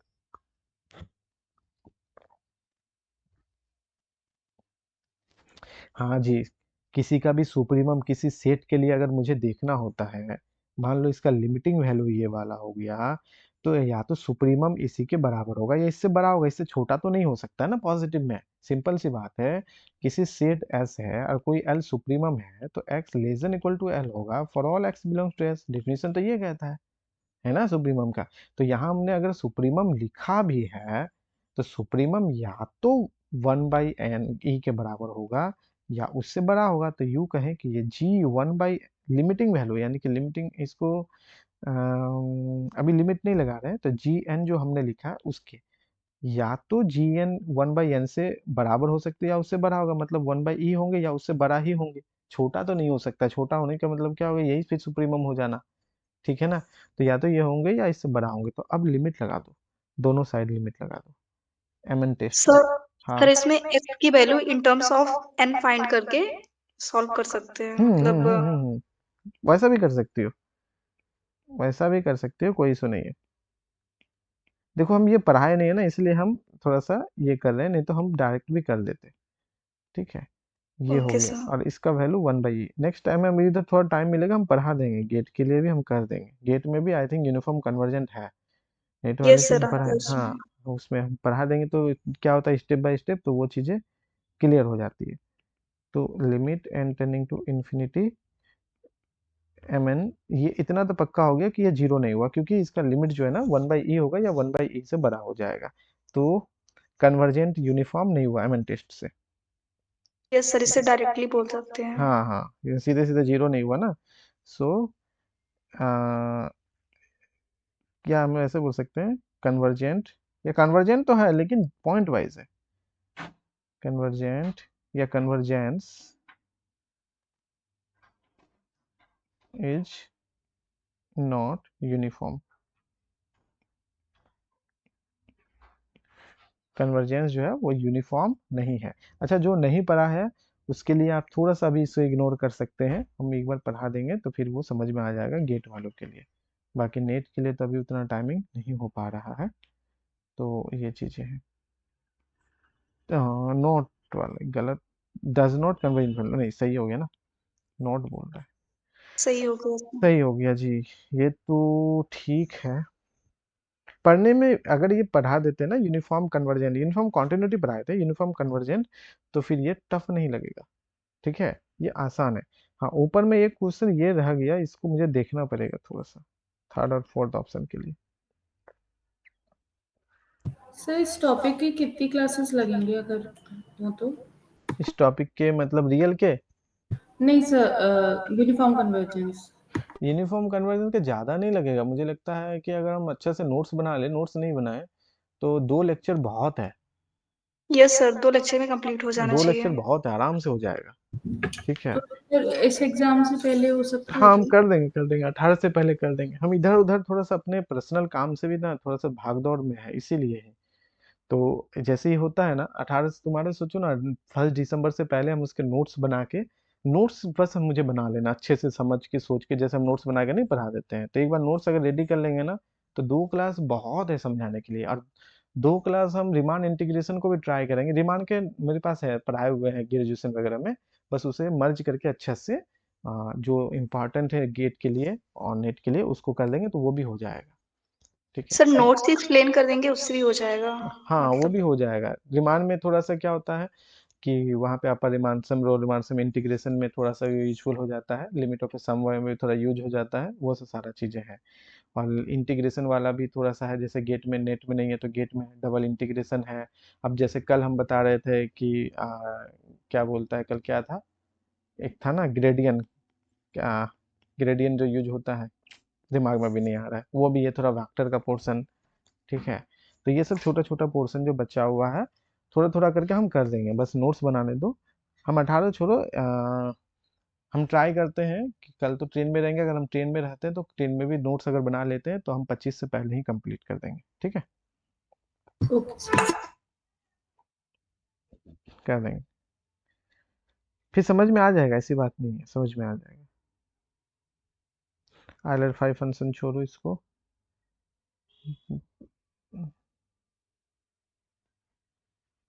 अब जैसे ये फंक्शन है 103 मार्क्स, ये 103 मार्क्स बोलते हैं, 103 के हैं, ये हो पाएगा। एफ एक्स डिफाइन है 0 से x minus T G T, R में कॉन्टिन्यूस फंक्शन है, जी कॉन्टिन्यूस है, which of the following statement are true. तो फर्स्ट डेरिवेटिव निकाल सकते हो कहाँ से, सर न्यूटन लेबनिज से। लेबनीज टेस्ट है ना सर। हाँ लेबनिज टेस्ट से। फिर सेकंड डेरिवेटिव के लिए सोचो एग्जिस्ट करेगा कि नहीं करेगा, तो फर्स्ट डेरिवेटिव में उसे यूज कर सकते हो। ये बहुत ज़्यादा आई थिंक टफ नहीं है, इसे हम करते हैं, मतलब तुम लोग भी ट्राई कर सकते हो। ये तो इजी है, कुछ क्वेश्चन देखो, कुछ क्वेश्चन मल्टीपल सेलेक्ट टफ देगा, कुछ इजी देगा, जैसा अच्छा रहे। ये तो नहीं,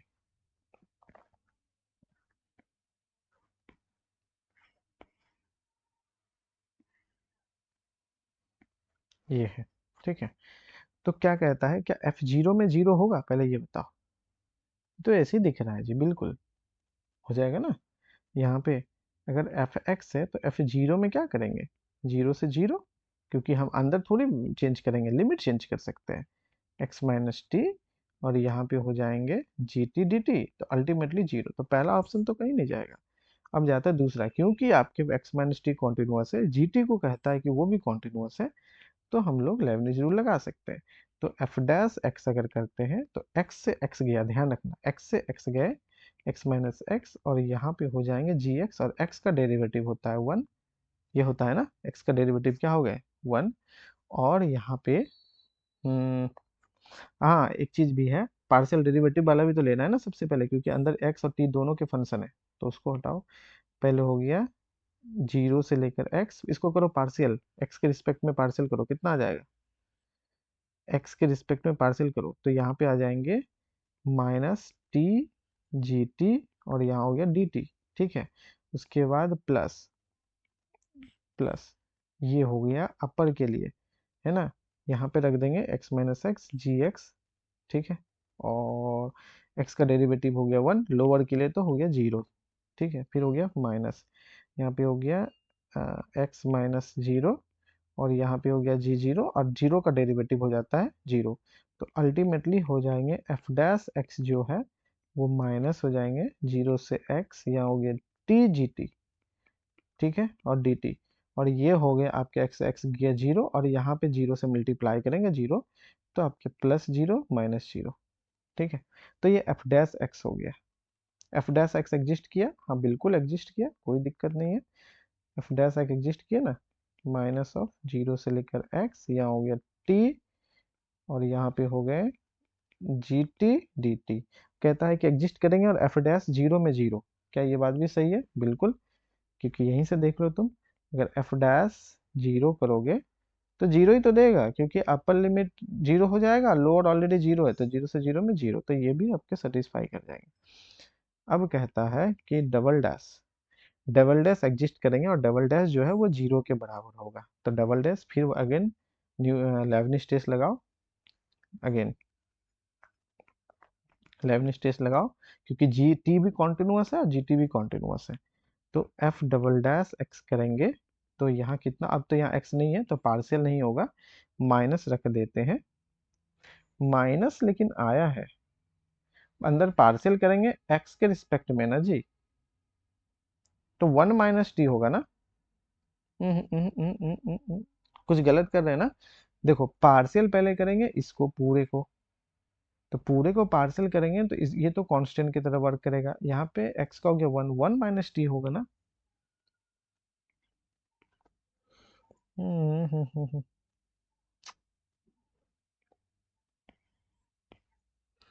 सिली मिस्टेक हो गया।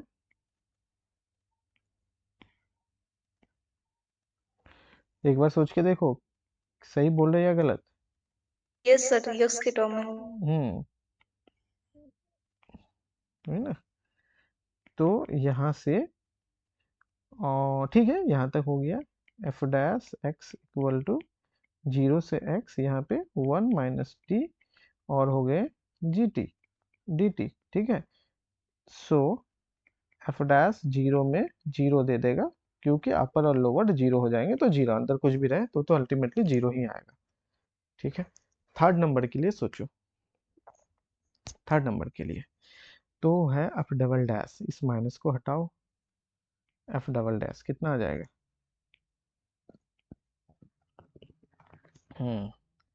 तो अब तो ये इसमें x नहीं है तो पार्शियल तो होंगे नहीं, सीधे सीधे रखो 1 माइनस एक्स और यहाँ पे हो गए जी एक्स, और x का हो गया 1 माइनस 0 का डेरिवेटिव तो 0 ही है, तो 0 ही कर दिए है ना, क्योंकि इसका डेरिवेटिव 0 ही है तो खत्म हो जाएंगे कुछ भी हो। तो ये आ गए, तो मुझे एफ डबल डैश एक्स बताओ कितना हो गया। ये हो गया 1 माइनस एक्स और हो गए जी एक्स। तो एफ डबल डैश अगर 0 करते हैं तो 1 माइनस 0 और हो गए जी 0। तो जी 0 इसका मतलब अल्टीमेटली जी 0, 1 माइनस 0 1 ही होता है, तो जी 0 के बराबर है। थर्ड भी तो सही हो गया। ट्रिपल डैश करो जी, ट्रिपल डैश कितना हो जाएगा। एफ ट्रिपल डैश एक्स करते हैं तो हो जाएंगे, ये है यू भी लगेगा ना चेन रूल जैसा, 1 माइनस एक्स को रख देते हैं, जी का हो जाता है जी का जी डैश एक्स हो जाएगा, ये ध्यान रखो, और फिर हो जाएगा प्लस 1 माइनस एक्स का -1, तो -1 कर देते हैं और यहाँ पे हो गया जी एक्स। ऐसा हो गया, ऐसा हो गया, जी डैश एक्स आ जा रहा है, क्योंकि जी कहता है कि कॉन्टिन्यूअस है, जी डिफरेंशिएबल है या नहीं है ये नहीं पता ना, G J continuous, what do you mean by differentiable. अच्छा ट्रिपल तो मांग भी नहीं रहा है, हम क्यों कर रहे हैं, यहाँ तो डबल ही है ना। कहता है कि अब 0 के बराबर नहीं होगा, ये तो हो गया, गलत हो गया, क्यों तो कर रहे हैं। हाँ जी डैश एक्स नहीं कह सकते हैं, क्योंकि सिर्फ कॉन्टिन्यूअस कहा है, डिफरेंशिएबल नहीं कहा है, तो ट्रिपल के बारे में मुझे नहीं पता, तो ये तो जी 0 के बराबर हो गया, ये कहता है बराबर नहीं होगा, बात गलत हो गया। ठीक है ठीक, मुझे ना ऐसा दिख गया कि यहाँ पे ट्रिपल लिखा हुआ है फर्स्ट सेकंड थर्ड ऐसा। चलो ये अच्छा क्वेश्चन है, आसान है, ये टफ क्वेश्चन नहीं यस है सर, बस। Easy question. हाँ ये इजी क्वेश्चन है। इसमें ना इजी क्वेश्चन में ना ये चीज ध्यान रखना, हड़बड़ाना नहीं, क्योंकि 4.75 मार्क्स होता है। अगर 10-11 क्वेश्चन तुम आसानी से सॉल्व कर लेती हो मल्टीपल सेलेक्ट के, मतलब सॉल्व इन द सेंस सही हो जाता है, ऐसे तो हर कोई 20 लगा के ही आता है, कम से कम अगर 10-11 क्वेश्चन सॉल्व हो जाते हैं तो 50 प्लस मार्क्स यहीं से आ जाएंगे। जनरल एप्लीट्यूड है और बाकी उधर के क्वेश्चन थोड़ा थोड़ा हो जाता है, एटलीस्ट अगर 10 प्लस क्वेश्चन यहाँ सॉल्व हो गया तो तुम्हारा जीआरएफ हो जाएगा, क्योंकि 10 में ही तुम्हारे लगभग 50 मार्क्स हो गए इधर, और बाकी जनरल एप्टीट्यूड से 10 मार्क्स तो एटलीस्ट आ ही जाता है, और बाकी फिर उधर है हो जाता है इतना में 100 प्लस हो जाएंगे। तो ये चीज़ है, तो इजी सर क्वेश्चन में हड़बड़ाना नहीं है। बोलो। सर ये पार्शियल डेरिवेट कैसे किए हैं, 1 कौन सा, माइनस टी कैसे आया वहाँ पे, वो 1 आएगा ना। ये वाला, नहीं नहीं नहीं, इसका हाँ पार्शियल डेरिवेटिव एक्स के रिस्पेक्ट में करो, इसका पार्शियल डेरिवेटिव एक्स के रिस्पेक्ट में कितना होगा। 1 और टी की जगह 0। एक्स के रिस्पेक्ट में ये कांस्टेंट, या सिर्फ 1 आएगा, अब ये बोल रही हो ना। हाँ सर, जीटी मेरा सिर्फ दिमाग होगा। कहाँ गया था, बिल्कुल बिल्कुल बिल्कुल बिल्कुल, टी तो एज एक्स के रिस्पेक्ट में कांस्टेंट हो जाएगा। अच्छी, सारा गड़बड़ हो गया, सारा गड़बड़ हो गया। अरे मेरे दिमाग में अभी चल रहा है ना कि टिकट मेरा कंफर्म हुआ कि नहीं हुआ ये देखे नहीं है, इसलिए लगता है कि वहां दिमाग चला गया, ये तो पूरा गड़बड़ हो गया ना। बट चलो ऑप्शंस को देख लेंगे अभी कुछ देर में, क्या यही ऑप्शन आता है या नहीं आता है, बट यहाँ से गड़बड़ हो गया। ठीक है, दोबारा से करते हैं। एफ डैश एक्स, चलो पार्सल करते हैं। एक्स का हो गया 1, टी का हो गया 0, तो 0 से एक्स हो गया, ये सिंपल सा हो गया जी टी डी टी। ठीक है, प्लस हो गया एक्स से एक्स रखेंगे यहाँ पे, तो x माइनस एक्स हो गया, और यहाँ पे हो गया जी एक्स, एक्स का हो गया 1, और माइनस कर देते हैं 0। ठीक है ना, डायरेक्टली। तो इसका मतलब हो गया F dash x equal to x, x हो गया 0, 0 से x, यहाँ पे हो गया जी टी डी टी। ठीक है, दैट मीन्स कि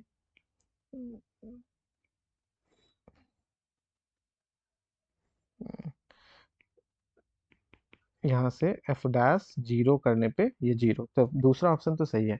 अच्छा, तीसरा ऑप्शन, तीसरा ऑप्शन, अब डबल डैश एक्स करते हैं, तो यहाँ पे हो जाएंगे जी एक्स, एक्स का हो गया 1 माइनस 0, इसका मतलब हो गया एफ डबल डैश एक्स हो गया जी एक्स हो गया। तो एफ डबल डैश अगर 0 करेंगे तो जी 0 भी हो गया। अरे हो गया ना, तीनों ऑप्शन अल्टीमेटली फिर भी सही है। चलो, एक्सप्लेनेशन गलत कर दिए थे, लेकिन थ्योरी से आ गया यहाँ तक, तो फिर भी सही है, कोई दिक्कत नहीं है। चौथा गलत हो गया, थैंक्स। गलत तो हुआ, लेकिन चलो ऑप्शन सही था तो मार्क्स फिर भी मिल ही जाता। हाँ, अब ठीक है ना। थैंक यू, है ना। हम यहाँ पे टी पे फोकस नहीं किया और सीधे एक्स का 1 कर दिया और वो काम कर दिया, क्योंकि ये कांस्टेंट है तो इनका हो जाएगा ना 1 माइनस 0। चलो ठीक, 104 नहीं होंगे, 105 नहीं होंगे, काइनेटिक एनर्जी नहीं होंगे, 7 नहीं होगा, 8 8 8 8 सीक्वेंस का है, 8 वाले ट्राई करते हैं।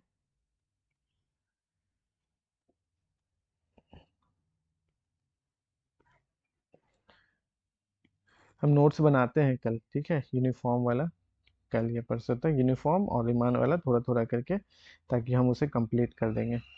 जिस दिन भी सुबह टाइम मिलेगा सुबह पर आ देंगे, शाम में पी वाई क्यू जैसे ले रहे हैं वैसे कर देंगे, ताकि वो कंप्लीट हो जाएगा जो भी बचा कुछ है।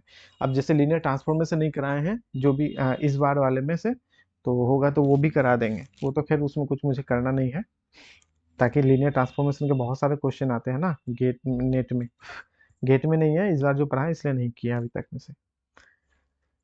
चलो, ए एन है, बी एन है, सी एन है, सीक्वेंस है। ए एन इस तरह से लिखते हैं, बी एन ये वाला है, और सी एन ये वाला है। क्या हो गया?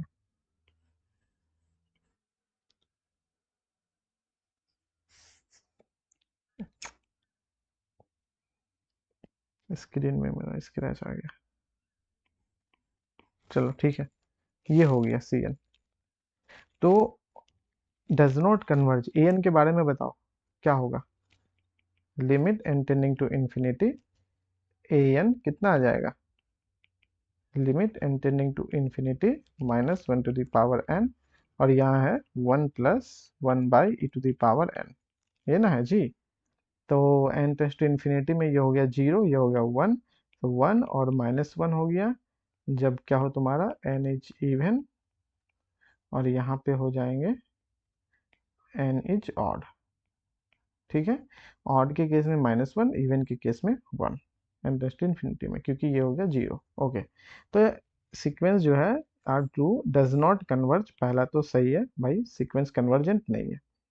दूसरा कहता है लिमिट सुप्रीमम ए एन का जो है और लिमिट बी एन के बराबर होगा। बी एन कहता है मैक्सिमम ए से लेकर ए एन, मैक्सिमम बोल रहा है, मैक्सिमम। अच्छा, सुप्रीमम कितना है, एक चीज ध्यान रखो, अगर कोई भी सीक्वेंस का लिमिट पॉइंट्स आ जाता है और सीक्वेंस बाउंडेड है, हाँ बिल्कुल बाउंडेड है, ठीक है ना, ये -2 से लेकर +2 के बीच में ही आ जाएगा, इस तरह से कर सकते हैं।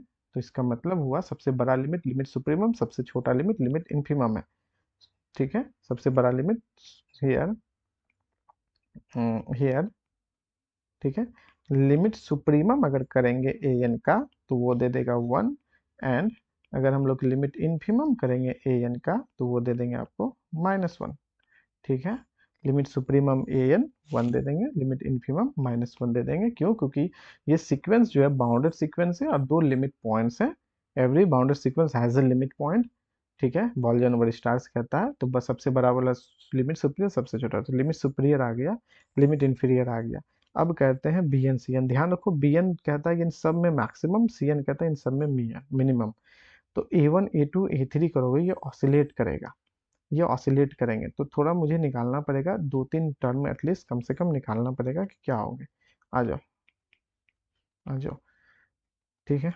तो अब Bn में मैक्सिमम जो भी होंगे उस Bn में n टेंडिंग टू इन्फिनिटी लगाएंगे, n टेंडिंग टू इन्फिनिटी, तो क्या चांसेस है बोल सकते हो क्या थोड़ा सा? चलो तो सोचो, A1 A2 A3 निकालो, वहां से Bn और Cn दोनों आ जाएगा, A1 A2 A3 निकालो, मुझे बताओ क्या होगा।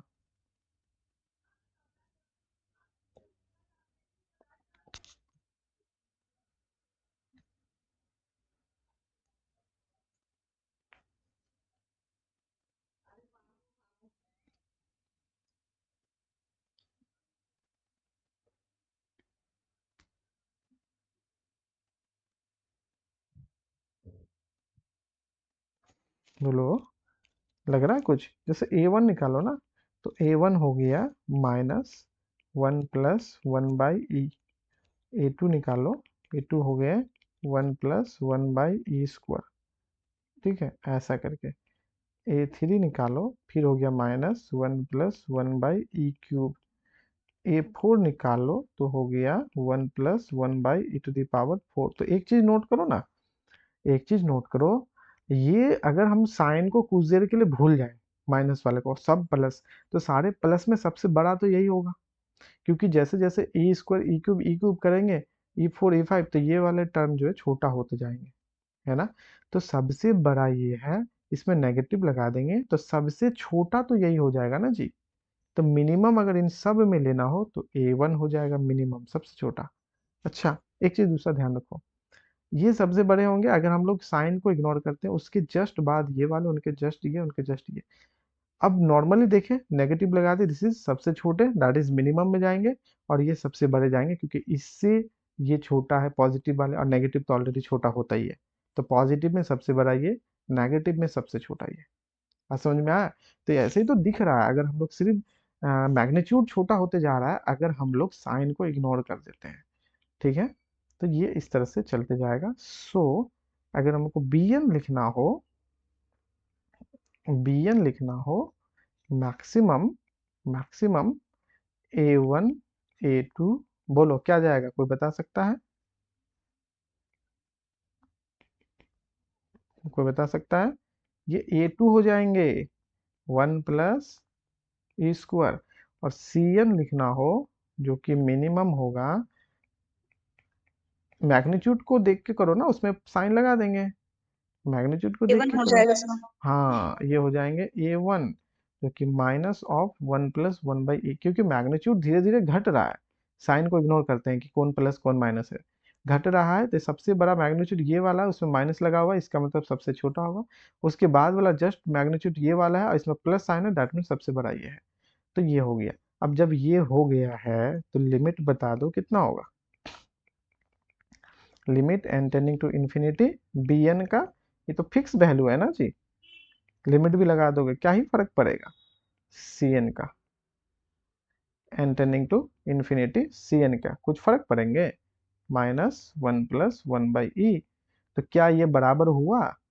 ये बराबर लिमिट के नहीं हुए, क्योंकि यहाँ पे सुप्रीमम 1 है, इन्फीमम -1 है, तो ये लिमिट Bn के बराबर नहीं हुए, Cn के बराबर नहीं हुए, और इवन दोनों के लिमिट भी बराबर नहीं है, तो सारे के सारे ऑप्शन गलत हो गए, एक ही ऑप्शन सही हुआ, ठीक है।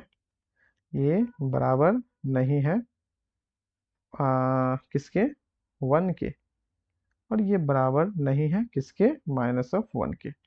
खत्म ये दोनों, और ये भी इक्वल नहीं है, दोनों अलग अलग है। चलो, ये भी क्लियर हो गया, नेक्स्ट चलते हैं। ठीक था, ये क्वेश्चन टफ नहीं था, बस थोड़ा समझना पड़ेगा, है ना। अब ये जो दोनों लिखे हैं, इसको कैसे लिखे हैं, तो लिमिट सुपीरियर 1, लिमिट इन्फीरियर, बॉल्जर और स्टार्स कहता है every bounded sequence has a limit point. तो जितने भी लिमिट पॉइंट है, सबसे बड़ा वाला लिमिट पर लिमिट सुपीरियर होगा, सबसे छोटा वाला लिमिट पर लिमिट इन्फीरियर होगा। कंडीशन है कि सीक्वेंस आपका बाउंडेड होना चाहिए, अगर बाउंडेड नहीं है तो ये कंडीशंस आपको वर्क नहीं करेगा, बाउंडेड नहीं है तो ये फिर वर्क नहीं करेंगे, ठीक है। ओके 109 नहीं है, ब्लर क्यों आ रहा है? आपको भी ब्लर दिख रहा है क्या? Yes sir. पूरा का पूरा ब्लर हो गया, ऐसा क्यों? एक सेकेंड, वापस से बंद कर दिए, दोबारा से स्टार्ट करते हैं। अरे ये क्या हो रहा है? पूरे नोट्स ही ब्लर दिख रहे हैं मुझे। वेट, इसको हटा दो, दोबारा से स्टार्ट करें।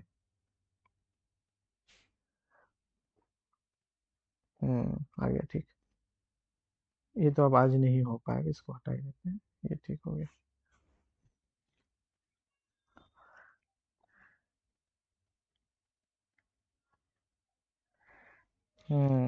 एक और है, इसे भी देख सकते हैं हम लोग।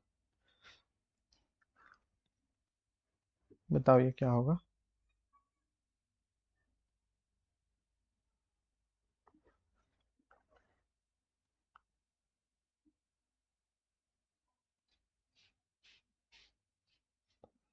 बोलो कौन सा? 110, 110 नंबर।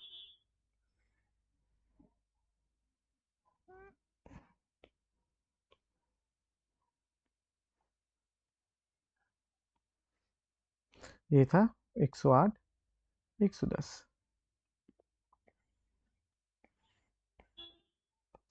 थोड़ा सा पढ़ो, 1 मिनट, फिर डिस्कस करते हैं।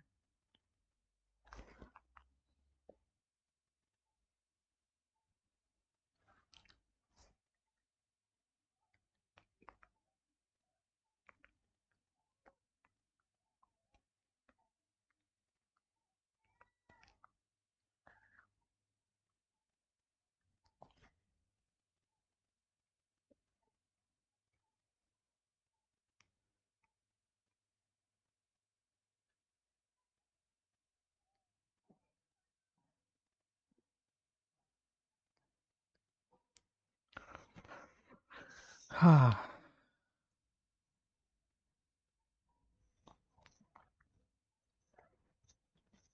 आईपैड का पेन का खत्म हो गया, 2 मिनट में चार्ज हो जाएगा।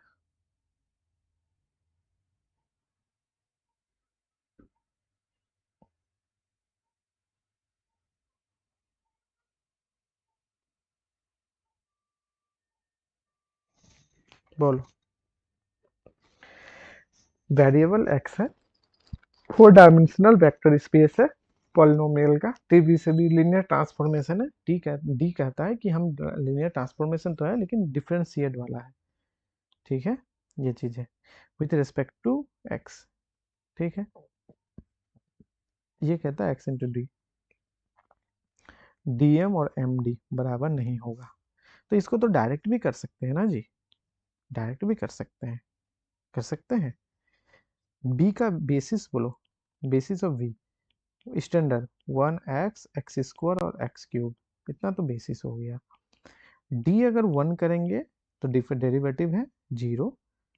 डी इसको ऐसा करो, इसको ऐसा करो, कौन सा लेना है? डी एम, इसको लो 1। तो 1 का क्या करता है? ये कहता है x के साथ मल्टीप्लाई कर दो, तो d को रख देते हैं, m1 का हो जाएंगे x इंटू और d ऑफ f, तो 1 का डेरिवेटिव कितना हो गया? 0, 0। तो ये हो गए आपके d ऑफ 0, का डेरिवेटिव 0। अच्छा, अब यहाँ पे सोचो md करते हैं, md1 का। तो md1 जो है सारे के लिए सेम होना चाहिए, सारे के लिए सेम होना चाहिए। तो md1 जो है इजा ट्रू है ना, हाँ सब देखना पड़ेगा। d1 हो गया 0, तो m0, तो m0 कहता है x के साथ में 0 का डेरिवेटिव, ठीक है ना। क्योंकि यहाँ पे देखो इसमें जो रहेगा उसको करना है, तो 0 का डेरिवेटिव कितना हो गया? 0, तो अल्टीमेटली 0। चलो इस केस में तो बराबर हो गया, और भी तो है ना, और भी है।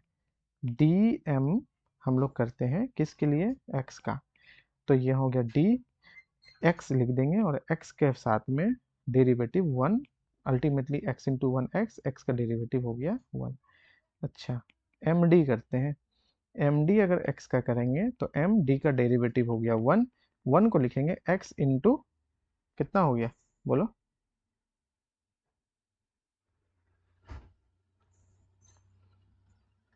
या मैट्रिक्स निकाल दे क्या जल्दी जल्दी से, अच्छा रहेगा।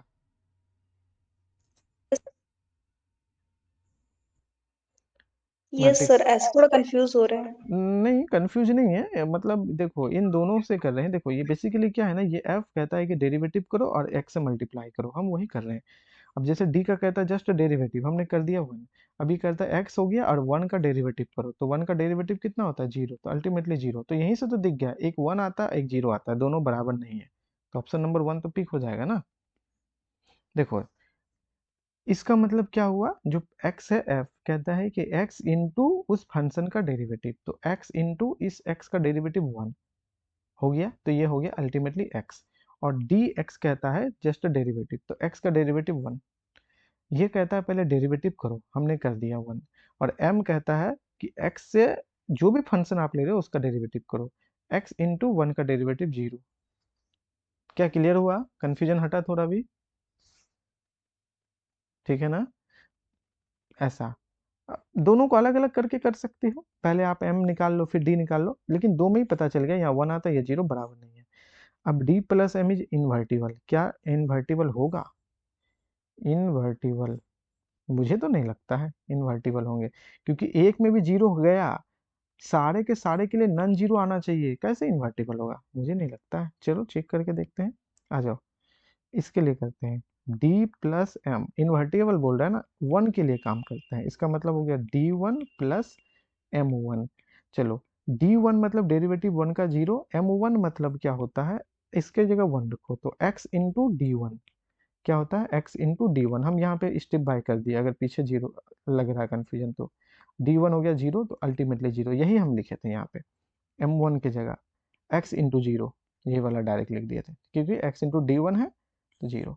तो खत्म, इसका मतलब क्या हो गया, d plus M is not invertible, 0 आ गया ना, इसका मतलब एक जो कॉलम है वो 0 चला गया, और एक भी column 0, matrix 0, transformation matrix is not invertible, ये इन्वर्टिबल नहीं होगा, यह कहता है इन्वर्टिबल, गलत हो गया।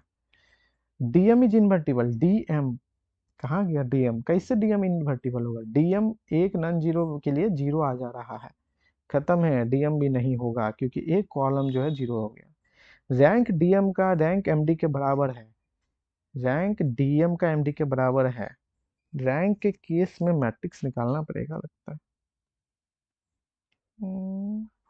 सर ये इन्वर्टिबल का केस थोड़ा एक्सप्लेन कर दीजिए। देखो इन्वर्टिबल कहने का मतलब अगर कोई ट्रांसफॉर्मेशन में 0 वेक्टर आ जाए या 0 आ जाए, तो 0 को तुम इसके लीनियर कॉम्बिनेशन में लिखोगे तो कैसे लिखोगे, 0 into 1 plus 0 into x plus 0 into x square plus 0 into x cube. तो ये जो 0 0 0 0 कॉफिशियंट है ना, वो उसे कहते हैं कोऑर्डिनेट, और वो कॉलम में जाता है, ट्रांसफॉर्मेशन मैट्रिक्स का कॉलम में जाता है। तो एक कॉलम तुम्हारा 0 0 0 0, अगर किसी भी मैट्रिक्स का एक कॉलम 0 आ गया पूरी तरीके से, तो वो मैट्रिक्स का डिटर्मिनेंट 0, इसका मतलब मैट्रिक्स सिंगुलर, तो मैट्रिक्स इन्वर्टिबल नहीं होगा। अगर मैट्रिक्स नहीं, इन्वर्टिबल यस नहीं सर, होगा गॉट इट। तो तुम्हारा ट्रांसफॉर्मेशन इन्वर्टिबल नहीं होगा, क्लियर है। Yes sir. हाँ, तो किसी भी ट्रांसफॉर्मेशन में अगर 0 वेक्टर आ जाता है तो वो इन्वर्टिबल नहीं होगा, नन 0 आना चाहिए ना, नन 0 आना चाहिए, और नन 0 आने के बावजूद भी देखना पड़ेगा डिटर्मिनेंट, तो खैर वो अलग बात है, अगर 0 आ गया तो 100% नहीं होगा। अब आते हैं रैंक की बात करते हैं, रैंक डीएम और एमडी का रैंक है, तो ये निकालना पड़ जाएगा अल्टीमेटली फिर। गया, रैंक भी तुम्हारा बराबर नहीं होगा, देखो गौर से देखो, इसमें 0 0 आ गया दोनों के लिए, इसमें 1 आया और इसमें 0 आ गया, तो एमडी का जो रैंक है ना वो 100% कम होगा डीएम वाले मैट्रिक्स के रैंक से, एमडी वाला रैंक कम होगा, 100% कम होगा एमडी वाले रैंक, ये ध्यान रखो। 100% क्यों, क्योंकि एमडी वाले में जो मैट्रिक्स बनेगा ना उसमें दो कॉलम, एक कॉलम यहाँ और एक कॉलम यहाँ, दो कॉलम 0 वेक्टर है एमडी वाले, इसका मतलब मैक्सिमम रैंक अगर एमडी वाले में बनेगा तो वो 2 होगा, अधिक से अधिक 2 होगा, उससे ज़्यादा नहीं होगा। ऐसे तो मैट्रिक्स 4 बाय 4 बनेंगे क्योंकि 2 0 आ चुका है, और डीएम वाले में एक 0 है और एक नॉन 0 है, इसका अधिक से अधिक होगा 3, ठीक है। तो ये चीज़ें हैं, ये चीज़ें हैं। तो देखिए अब बोलिए चौथा ऑप्शन सही हो कि नहीं? एक सेकंड, एक कॉल आ रहा है।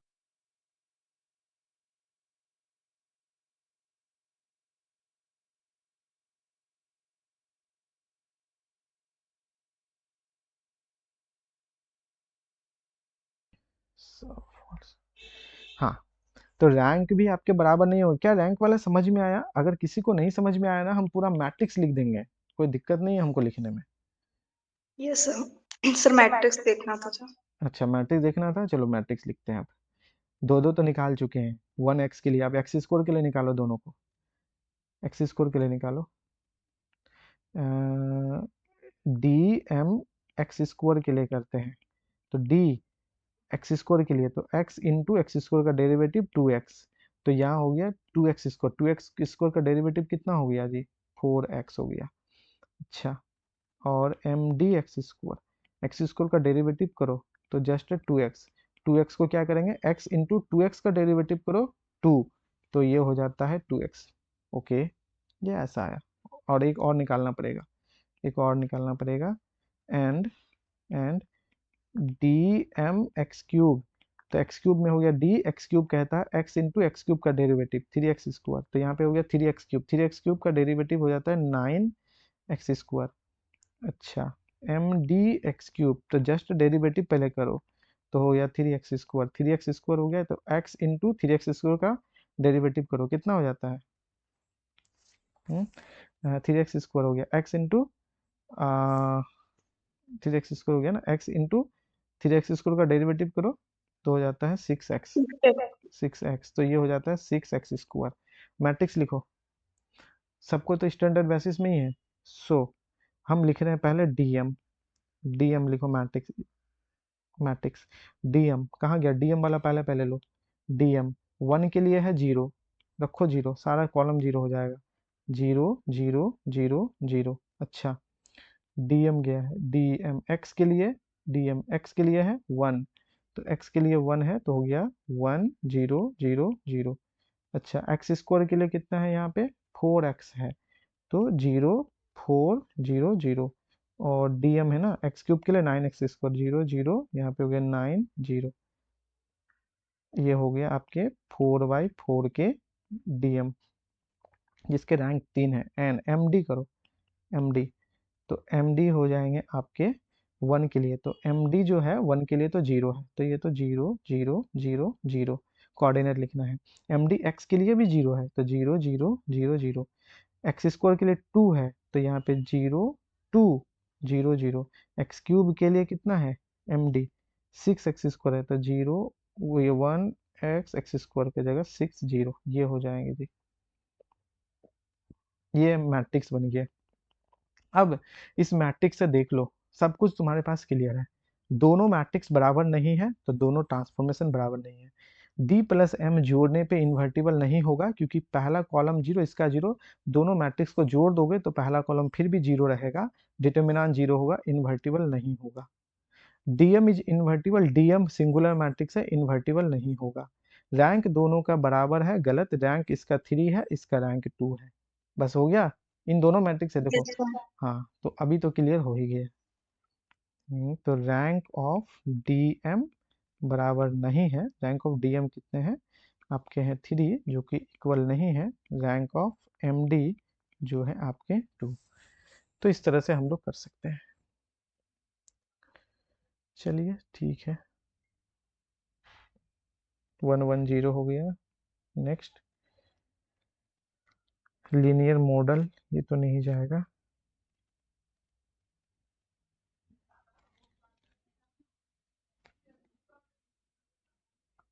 ये है आपके हो गए फंक्शन ऑफ 2 वेरिएबल के। आज का क्लास ना थोड़ा सा हम आपके लिए, ये ना आपके पास तो क्वेश्चन बैंक होगा ही ना इस तरह का, ये नेट से भी आप डाउनलोड कर सकते हैं। हम छोड़ते हैं, ठीक है, मुझे थोड़ा सा ओके देखना सर। है ना। और ज़्यादा नहीं है, देखो हम अभी इसको ना इसी नोट्स में हम लिख देते हैं, तो आपको ढूंढना नहीं पड़ेगा, आपको ढूंढना नहीं पड़ेगा, रुकिए। और इसको आप सोचिएगा, फिर हम लोग डिस्कस भी करेंगे।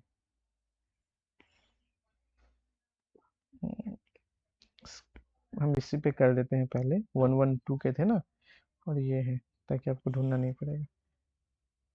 मल्टीपल सेलेक्ट के देखो क्वेश्चन में टाइम लगता है, लेकिन जरूरी नहीं है कि सबको बनाएंगे, बना के अगर समझ में आ जाता है तो यही ऑब्जर्वेशन फिर तुमको एग्जाम में काम आएगा, बट हड़बड़ाना नहीं है एग्जाम में 3 घंटे में।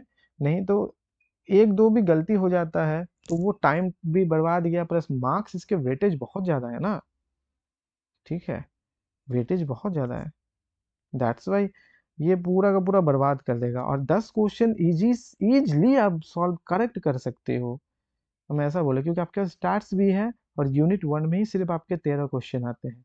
चलो ठीक है, मुझे सारा नहीं आता है, 6-7 तो हम यूनिट 1 में कर सकते हैं, बाकी 6-7 आप लोग स्टार्ट के कर सकते हैं, तो बिल्कुल होगा, ठीक है ना। हाँ, एक दो टफ रहते हैं, वो देख के पता चल जाएगा कि अच्छा ये क्वेश्चन लग रहा है, ये नहीं जाएगा, या टफ लग रहा है, लेकिन बाकी तो हो सकता है ना। इसके बाद हम लोग जुलाई वाले भी देखेंगे। ये 2 क्वेश्चन हो गया, 12-14, ठीक है, और जो भी है इसको भी लिख देते हैं, 15 तो हो गए इसके, कॉम्प्लेक्स में। सर इस टाइम पे एक और पेपर हुआ था असम में, मतलब दोबारा हुआ था, वो वाला भी डिस्कस कर लीजिएगा। वो पेपर है नहीं मेरे पास, सर मेरे पास है ग्रुप पे, भेज आपको देना। पसंद भेज दूंगा। ओके ठीक है, ठीक है सर। ठीक है,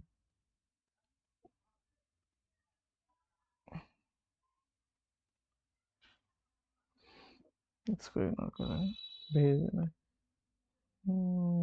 देखो अब ये क्वेश्चन को देखो, ये है पॉइंसर टोपोलॉजी का, प्योर पोर्शन में है, इस पर टाइम लगेगा बनाने में। एक यहाँ स्टेटमेंट है, 2 यहाँ स्टेटमेंट है, उसमें से बाउंडेड अनबाउंडेड क्लोज सबसेट, इस पे टाइम लगेगा, है पॉइंसर टोपोलॉजी का, रियल एनालिसिस के है, लेकिन इस पे अच्छा खासा टाइमिंग लगेगा। उसी तरह से पॉजिटिव इंटीजर सबसेट जो है पॉजिटिव के लिए एस एन डिनोट करता है, वैसे कलेक्शन लेना जो S less than equal to n है, या स्मॉल एस होगा, कैपिटल एस कर दिया, स्मॉल एस होगा। फिर उसके बाद यहाँ पे करता है लिमिट लेना, मॉड लेकर एक्शन, एक्शन हो गया, यूनियन लेना है 1 से 8 तक। उसके बाद ऑप्शन देखो, पता है इस क्वेश्चन को सिर्फ पढ़ने में, 117 वाले की बात करें, पढ़ के समझने में तुम्हें कम से कम 4 मिनट्स लगेंगे। अब तुम खुद बताओ, 4 मिनट्स अगर पढ़ के सिर्फ समझने में विदाउट सॉल्व किए, एटलीस्ट 4 मिनट हम बोल रहे हैं, उसके बाद तुम्हें समझ में आएगा कि मुझे क्वेश्चन सॉल्व करने हैं या नहीं करने हैं। तो जब इस तरह का बहुत लेंदी जैसा क्वेश्चन दिखे और कंफ्यूजन कंफ्यूजन वाला दिखे, तो फर्स्ट अटेम्प्ट में छोड़ दो, क्योंकि हमारे पास बहुत सारे अदर क्वेश्चन है जो हम सॉल्व कर सकते हैं, मैथ्स के और भी, स्टार्स के और भी। तो ये इसलिए हम इसे अभी इग्नोर कर रहे हैं। टाइम लगेगा उसमें अच्छा खासा, कम से कम 15 मिनट लगेगा सॉल्व करने में, मुझे इसको भी 15 मिनट सॉल्व करने में लगेंगे, बात ये है। अब ये इंटीग्रल इक्वेशन होगी, इंटीग्रल इक्वेशन हम नहीं पढ़ाए, इजी है लेकिन हम नहीं पढ़ाए। सर जरा हिंट दे दीजिए कैसे कर सकते हैं इसको, मतलब किसको? शॉर्ट, ये 119 का। 1919 का, अच्छा अभी के लिए यही हम बताते हैं। ये तो रिंग यूनिटी कैसे करोगे बताओ, इंटीग्रल सर इक्वेशन।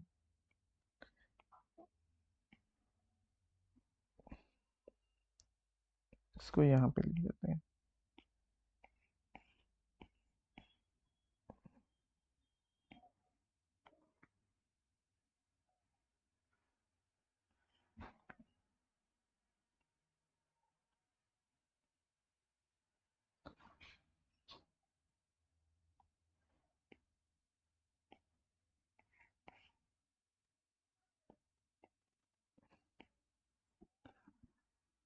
ठीक है, कैसे करोगे 119 वाले।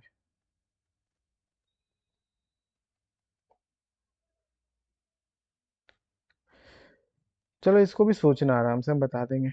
मेरे हिसाब से इंटीग्रल इक्वेशन के जो है ना, has a unique solution, F x बराबर, अगर हम कॉस कॉस 5 साइन साइन 5, अगर इस पे वैलिड हो जाएगा तो ये भी वैलिड हो जाएंगे, और साइन पे होगा तो साइन इस पे हो जाएंगे, या तो ऑप्शन आपके हो जाएंगे ए बी, और अगर सी होते हैं तो ए बी सी डी चारों हो जाएंगे, ठीक है, या तो होंगे सी डी, और अगर ए होते हैं या बी होते हैं तो चारों हो जाएंगे, इस तरीके से, या तो ए बी या सी डी या चारों, 3 पॉसिबिलिटी यहाँ पे बनेगा। इसके कर्नल क्या होंगे, अगर कर्नल को लिखना हो तो sine x minus t kernel चला जाएगा,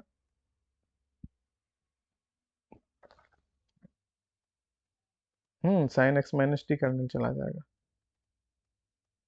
थोड़ा सा लंबा जाएगा लेकिन ये हो जाएगा, ठीक है, छोड़ते हैं अभी के लिए।